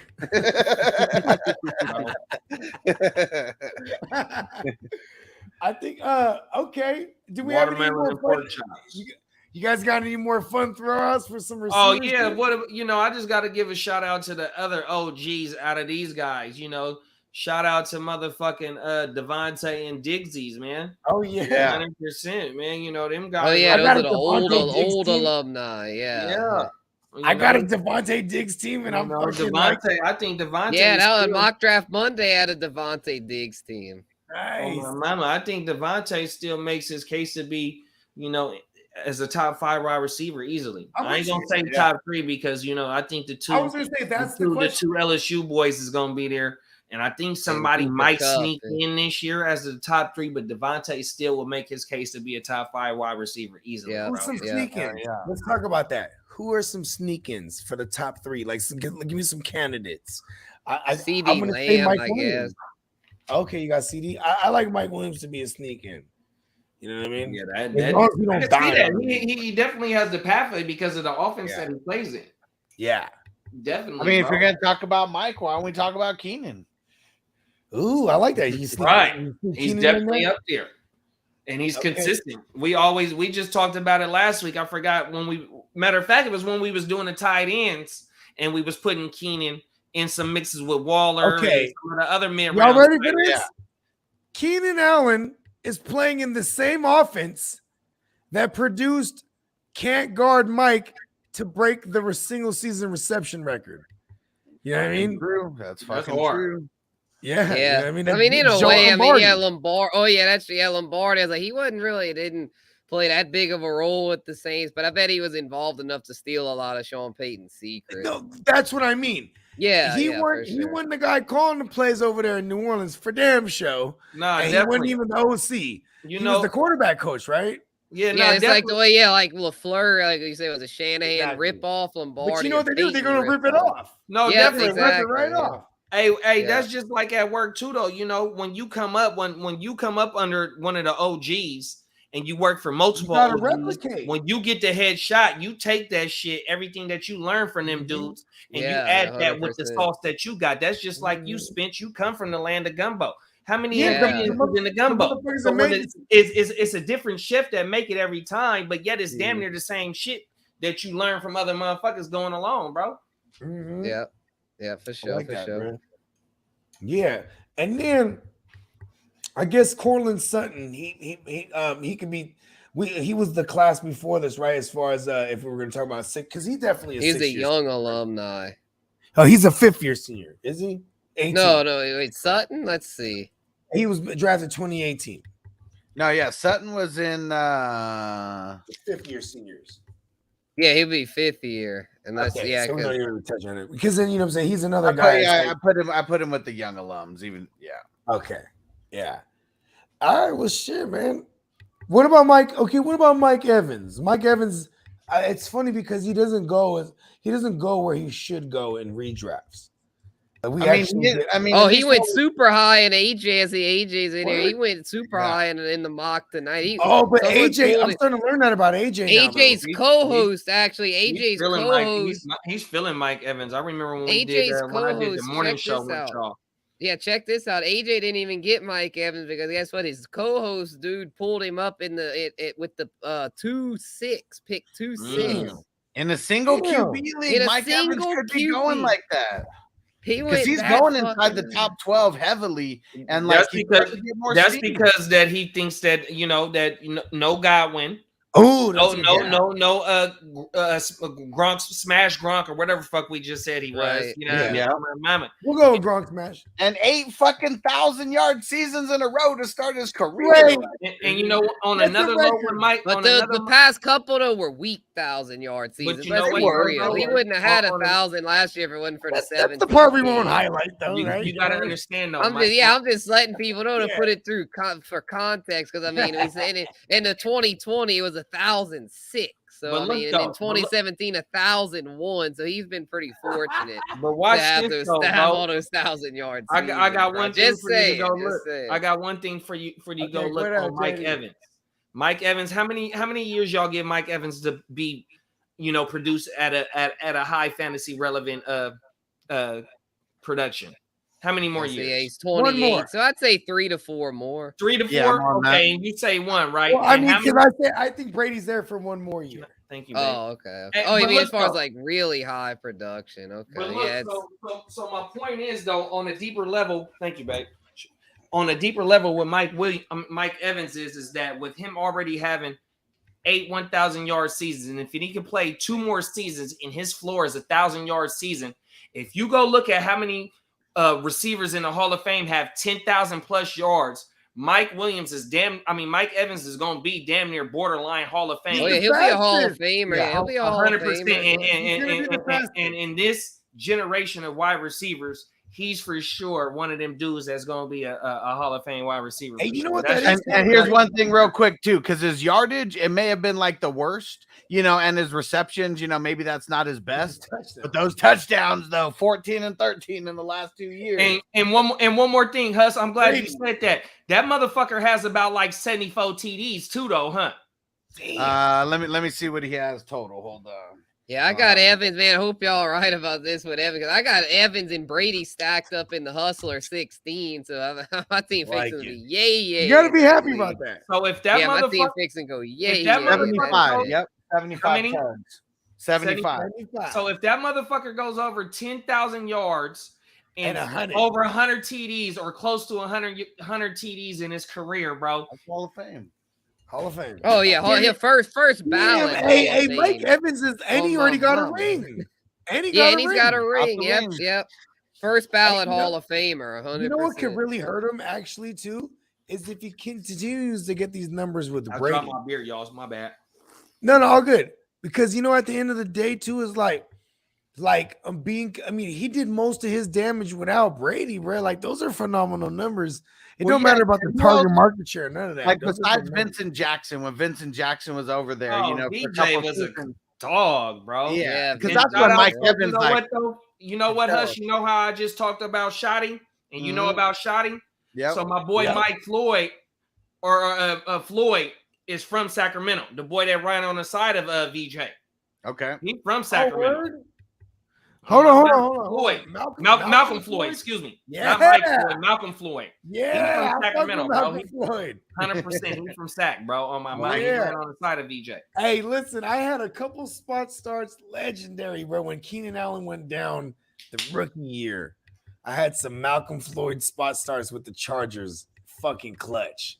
Oh my! I need to try and get in contact with him once we get. He came through, bro. Because he's in the town. That motherfucker ride around in he's in a Rolls Royce. It ain't so on the side of town where I'm at. You don't see too many motherfuckers. You know what I mean? Not the melon and the color. You know what I mean? Pulling. Yeah. Especially in the city. You know what I mean? That's breath. Yeah, that's dangerous. Right. I need to try and tap in, but we need to get that. You know, all the technical difficulties that we. Yeah, you know what I'm saying? Oh my mama, but yeah, he's a Sacramento native. Yeah, and that's the problem with Evans in fantasy. He loses TB next season. I mean, for maybe, dynasty, I think he may have to redraft. That's who cares. I'm saying it though, because I feel like TB, he's like is all about legacy these days too. It's like if he don't win, it's gonna take for him to win another one with Tampa to be like, all right, we're running back.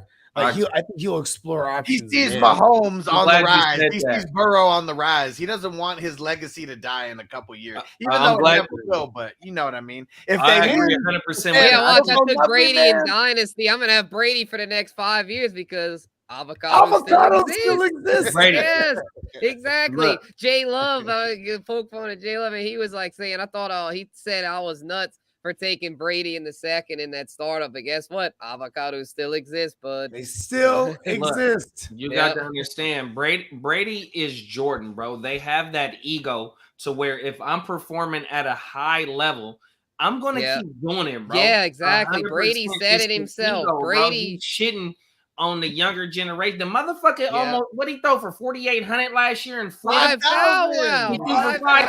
Led the league in passing yards. And you know what Tom Brady said? A quote from Tom Brady about 10 years ago. You know what he said? When I suck, I'll retire. there you go. And he's still dominating, bro. 100%, bro. 100%. Why not attach yourself to him? You know what I mean? Yeah, I have Dangerous and Tom Brady as my QB. Oh, that's hard. That's a 40 ball. That's a 40 ball easily on the TDs. That's 80 TDs, bro. This year. Yeah, and I really like my receiving core. I feel like it's really nasty. I got Tyreek the Freak, Michael Pittman, and Mike Evans. Oh yeah, it's nasty. Yeah.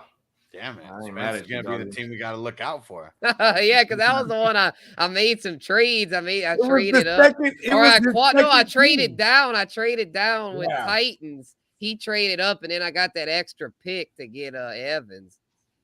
Nice. I basically got Evans with like just an extra pick. Like that was in the 14 dynasty? The 16. The 16. Oh, yeah, because I'm only in with Titans. Yeah, the 14. The 30. Yeah, the 16, I'm like really stacked, like to win now. The 14, I traded up to get Derek Carr, but like I took a more. That one I've got more younger guys. Like so that one, like I don't know if I'll win this year. I think I'll make the playoffs, but like that one I'll have more long term. Where the 16, it's like I want to win now. That one's like my YOLO team. Like I gotta win this year.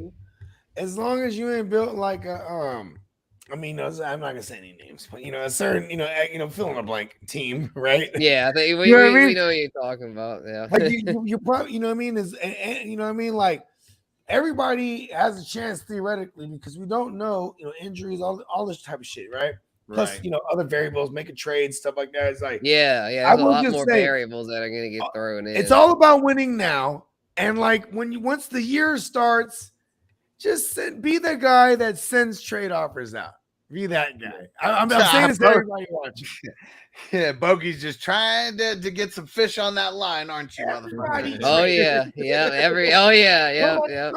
we made a trade in the 14. I mean, shit, and I feel like it was a mutual deal. I mean, I got traded up to get Carr, and then I feel like I didn't really regret it per se. I mean, because I needed that super flex because the way quarterbacks are flying off. All I know is in the 14, you guys are in trouble because I got Stafford, Derrick Henry, Saquon Barkley, Devontae Adams, Jalen Waddle, Allen Robinson, Waller, Jacobs, Aaron Rodgers, and then I got a handful of people I could put in at that. I still like my team better. I ain't gonna lie.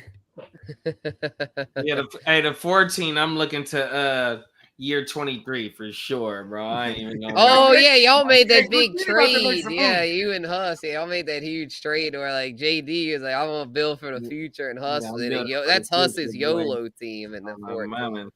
Yeah, that's kind of like with Titans, right? Like Titans was trying to like seem like he was building for the future. Where I was like, fuck it, I want to win that. Right. And see, I took Ridley, hoping Ridley next year is, then sat out. What we say he was where was we at on him being like in school in his Yeah. he was in detention, permanent detention. I forgot where we said he was at. In school suspension for ISS. Yeah. So I'm hoping for, I'm pairing him with Deontay, Calvin Ridley when he come back, and then hopefully OBJ when he come back next year. You know what I mean? To go with Javonte, Eli, and Miles. I think I got Miles Sanders in that. Yeah, I think he did. On top of Josh Allen and fucking. And yeah, Tua, I remember, and then the Stallion. So I mean, you had some pieces.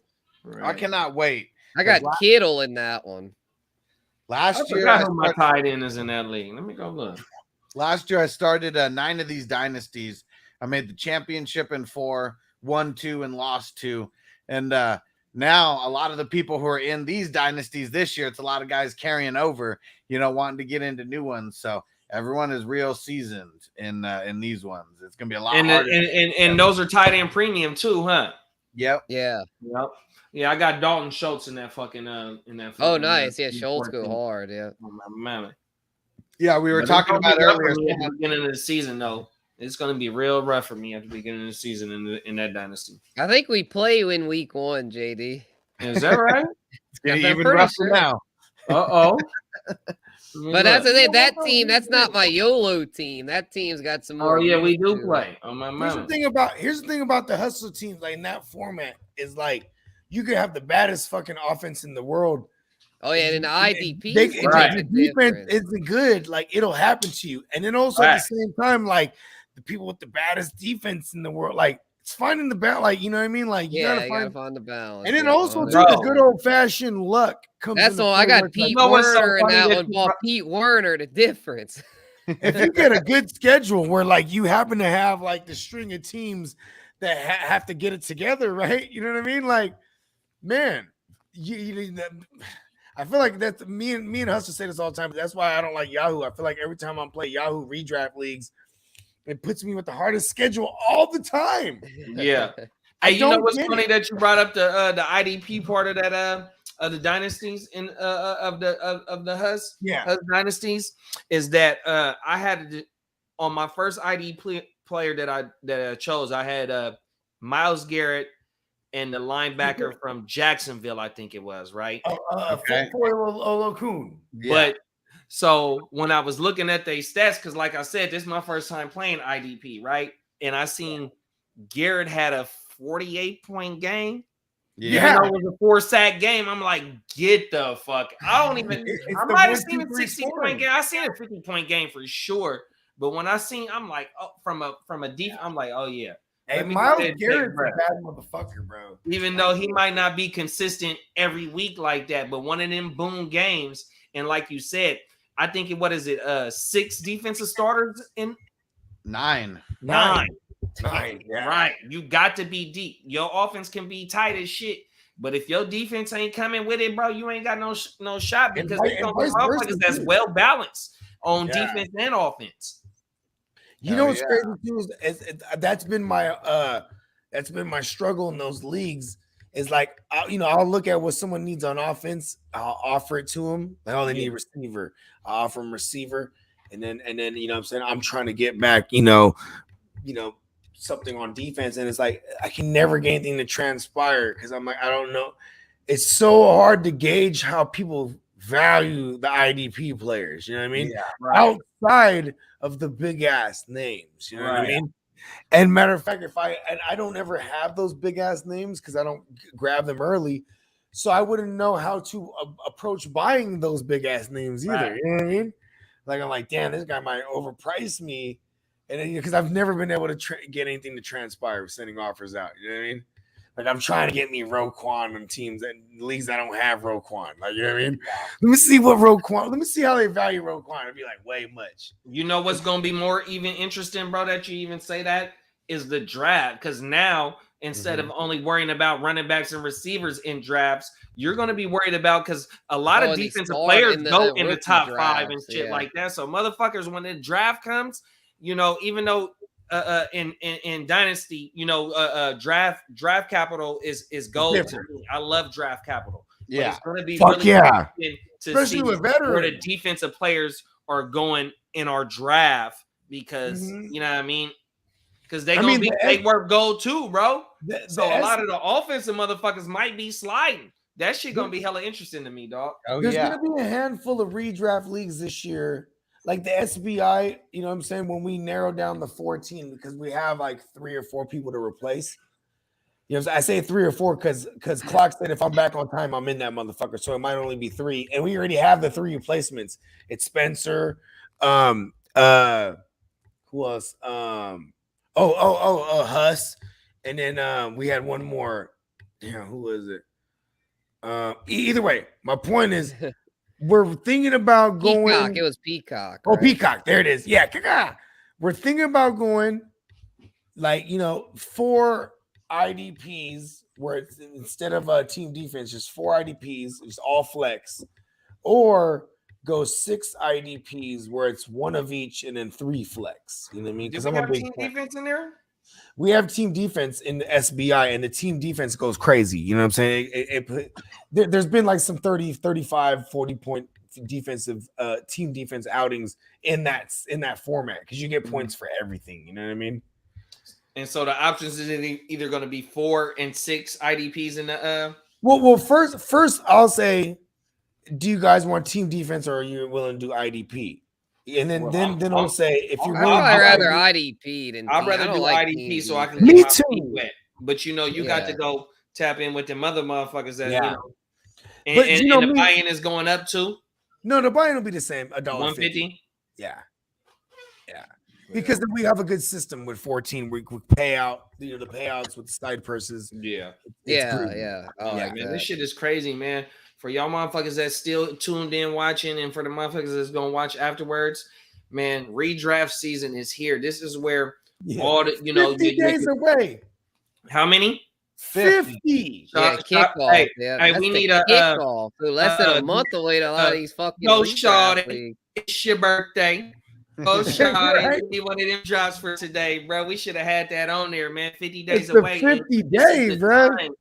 This is the you know what's funny is last week.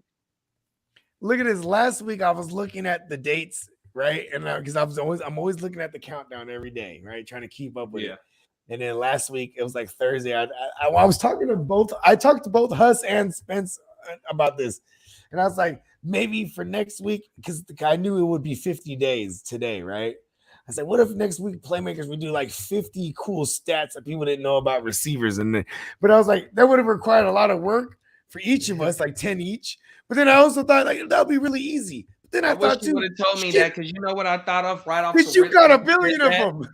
I had right off the rip. You got so many of them all the time. Look, though, we could have did 50 Cent theme, but one of his main songs is 21 Questions, so we could have did a 21 questions on all the rookie. I like that. Only if Bogard sings the hook. Girl, oh my mama, you know what I mean? Let me know. So the next time, you know what I mean? Love me line if I some was shit down and out. I'm so terrible. I actually hear myself. Hey, so was Ja Rule. Ja Rule made his career off that. He was the biggest motherfucker in the industry for I'm trying to sing Nate Dogg. Hold on, you know what? Hold on, you know what the funniest shit was? So I mean, I'm into Michael Jackson like crazy, and Spike Lee's made a couple movies about Michael Jackson and breaking down like everything. Shout out to the GOAT. Yeah, and Kanye was on one of these documentaries. He's like, I met Mike. And he like told me he heard my song where I was singing. He was like, that got me so big headed that I made a whole singing album after that. 808s and Heartbreaks. Yeah. Hey, listen, that album. He got a few songs on there I fuck with too, though, on 808. You know why I like that album? Because I was going through a certain thing. I was going through a certain shit in my life, right? With a certain couple of women, you know what I mean? And like a lot of that album had shit related to that. Like trying to deal with like managing women emotionally, you know what I mean? Yeah. And like it was crazy because that song, that in the night, here it comes, right? You ever told, you know what I'm talking about? Farming some and never gone, lost the soul. And that shit To be a woman knocking, so too. heartless. That Right? shit. In that video, it's an animation of him pacing back and forth, smoking a cigarette. That was my fucking life during that time. Because like I was about to have a kid. I was juggling women. There was all kind of shit going on. And I felt that album so tough. And what's funny is because, you know, when you're going through situations and you think like, man, this is going to be the worst, right? And then I make it okay on the other side, right? I make it out okay, unscathed even. And then like years later, I revisit it, and then under the pretense that I found out that Kid Cudi wrote most of this album and produced most of it, and it was just like, man, like, was this Kid Cudi's feelings? You know what I mean? That I identified with, like, you know, the artist in me activates where I get offended by it. Like, because Kanye, that was the one that killed me with Kanye, was that like once he hooked up with Kid Cudi, it was almost like because Kanye almost ran out of all the juices, bro. He was like, Kid Cudi, give me something, bro. Hey, have you seen the documentary on No, I haven't. So I Netflix? might be shitting on him unnecessarily. No. I'm finna add to your point. Oh, okay. That's from the early days, that documentary, right? The Donda, right? Yeah. Okay. He already had Consequence around him. He had yeah, and he had what's my other boy name? Lupe. Rhyme Fest. He had all them motherfuckers around him, bro. So he's the Chicago he's cultivating the sound that he wants with other motherfuckers in there, bro. It's been like that. So when you just said, so Kid Cudi might have been a little bit down the road. Kid Cudi might have had this sound that Kanye was like, okay, here we go. But that's his style. That's the style. That's the point I'm trying to prove, is that he brings them in, and he put, just like when he go to Idaho or where the fuck does Wyoming? When he go to Wyoming, it shows that everybody is there, man. In the video, they got their own studio. He got Justin Bieber there, though. Even though Justin Bieber might not be, you know, cooking to where but he's adding the sauce. But that's what it is. He got everybody had a room. To the sauce, remember that? On my mama. Everybody had a room. Kid Cudi was there too during this is when they were dropping like the Nas, they were dropping the Tiana Taylor. They were right. It was like 4 or 5 albums dropping week after week in the summer, and he had started it all like 2 months prior. Yeah, so I think he was supposed to come out that time, around that time too, and that's when Drake and them was beefing. But one thing on Kanye is though, bro, besides his production and his genius on that, to me, I think that he might throw some words in the whole shit. But to me, he's like what you do on karaoke. Oh, when you mean he might be like, he's throwing something in there, but them other motherfuckers around him. He said, she in the club and look thirsty. Rock Forever 21 still 30. Like he was just like, he would make things rhyme for rhyme's sake, man. Like he was, but he was mad intelligent too, though. That's the thing. Like, no, definitely. If you watch that documentary, that motherfucker was persistent. I haven't seen he believed in himself, bro. And that's another thing. That motherfucker had that A1 confidence, not only in his ability to do the music, because his music hit a pinnacle once he got with The Rock, you know what I mean? But for him to be able to grab that mic and just stay believing in his own motherfucking self and touching the mic is what. Who was the dude? Okay, hold on. Fill me in on the where I'm wrong about this. There was a dude. He was filming everything. Is this the Donda? The whatever that shit is on. There was a guy. He filmed everything. Kanye had his name. There was a guy who was like a big ass fan. Was just like, oh. What he was, the cameraman was he started off as a comedian in Chicago, right? And he was getting his name out there as a comedian, but also what he did the so what did we used to have out here locally, bro? So some, like how we used to have local shows out here that covered local talent and play the local videos and shit like that. Yep. Sometimes we used to have that shit underground like type shit. So the showcase shit like that, and they would record the shit, right? So bruh that was on the camera, he did the comedian shit, but he also did the underground shit, and he got wind of Kanye by a group that Kanye did the beat for. And so he just was like, fuck it, I'm finna just document this motherfucker, because Kanye was ringing in Chicago. Yeah. And I forgot how he got his one break, but yeah, that motherfucking dude just stuck with Kanye for like 4 years, bro. You know what it was too, is Kanye got a lot of major vouchers, bro. Like a no ID vouch from man. I remember he went on the Chappelle show in season 1. Huh? You remember he went on the Chappelle show? Yeah. Season 1? He said, hey, polo on the polo sweater and the motherfucking chain swinging. On my mama. It's some. So look though. It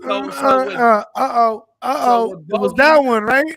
Yeah. So with Bogey, he was wearing the peacoat. The peacoat was fly. So Spence might not notice though, but when you were saying the cosigns, Bogey, we know who Scarface is, right? Hell yeah. So Scarface in the documentary was one of the realest motherfuckers that tapped in with Kanye on the mic. 100%, bro. I've seen the interview. Them other motherfuckers wasn't tapping in with Kanye like that. Oh no. Most Def and Talib Kweli is the other two that fuck with Kanye on the mic. And Most Def to me is, and all guys who are on the Chappelle show in season 1 down in the rap game right now. Most Def, bro. Shout out to my guy. Hey, Most Def gasses, bro. Most Def is that guy, bro. And he had that one, bro. Yeah. And you know what I liked about Most Def too is because remember, if you were a rapper in the late 90s and in the early 2000s, Tupac already laid down the blueprint where it was like you rap and then get into movies. And like, Most Def, he made that transition, bro. A whole generation of rappers, they went into that mode. You know what I mean? And did it with quality, not quantity. Yes. Most Def did it with quality work. Most Def's a good ass actor, bro. On my mama.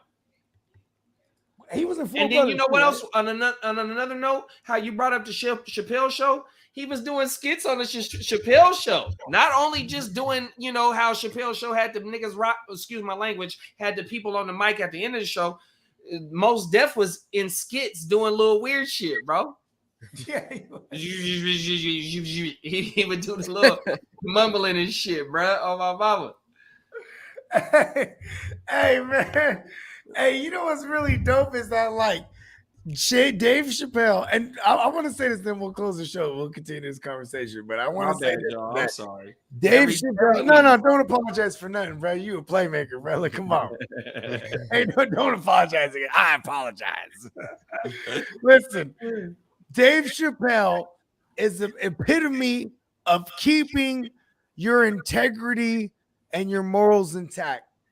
And the money will come if you believe in karma. Because everyone who's anyone that's not rich, right, would be like, damn, he was crazy to turn the money down.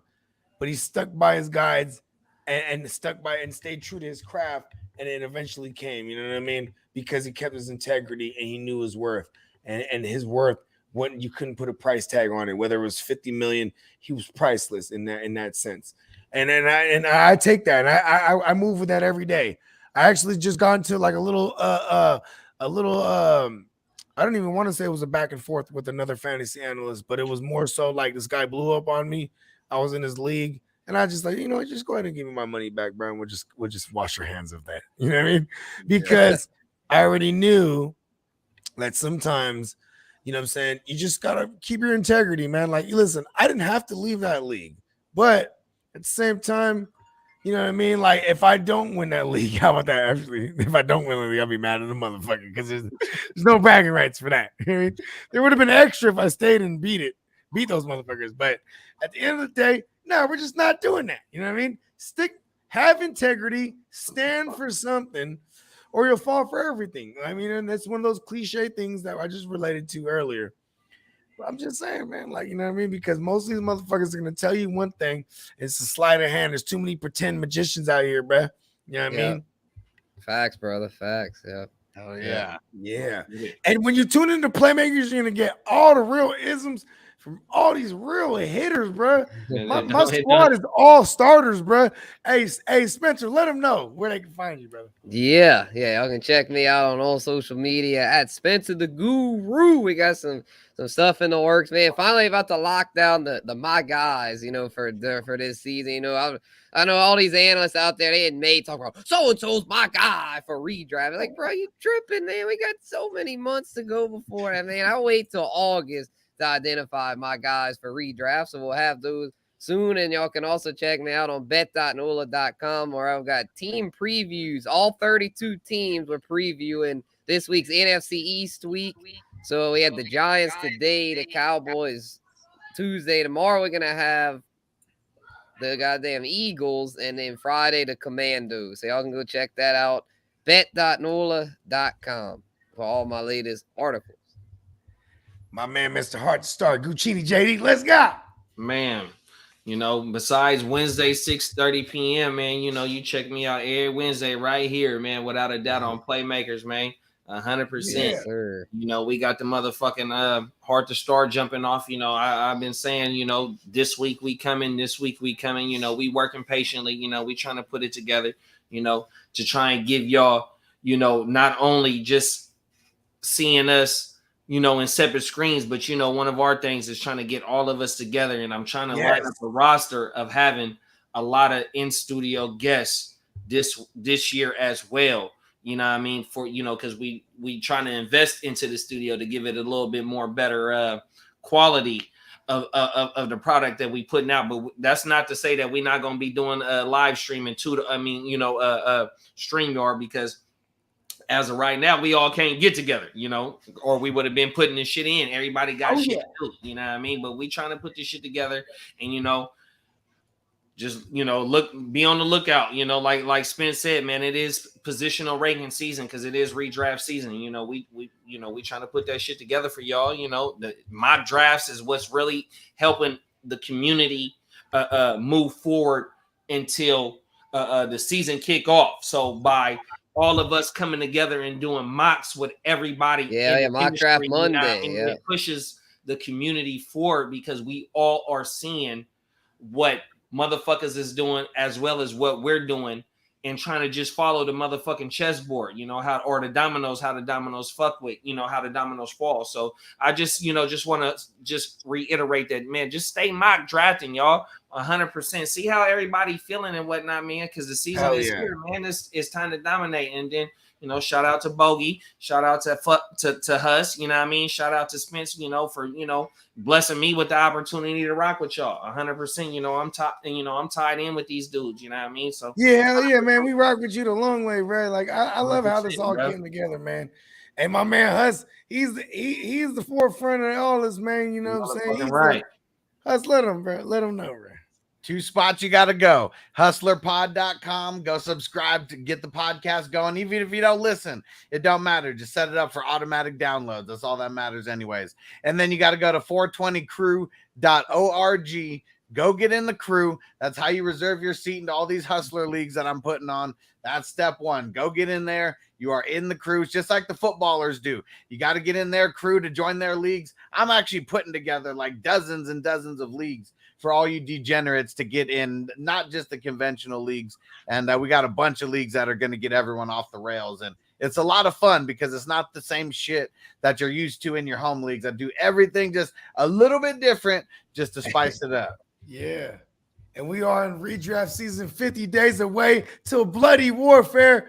Hey, may the fantasy guys be with you all, because you guys know that once we go to war, that, you know what I'm saying, you're going to have to pray to God to get you to the promised land. Hey, in war, casualties must be had. Yes. 100%. It ain't no, you know what I mean? It's just what it is, bro. It's not pretty. It is what it is, man. We all trying to number one, man. 100%. Yeah. I'm trying to be like Huss. Huss is like damn near Bill Cartwright. He's like the I mean, Bill, the boy that played for the motherfucking Celtics, the OG.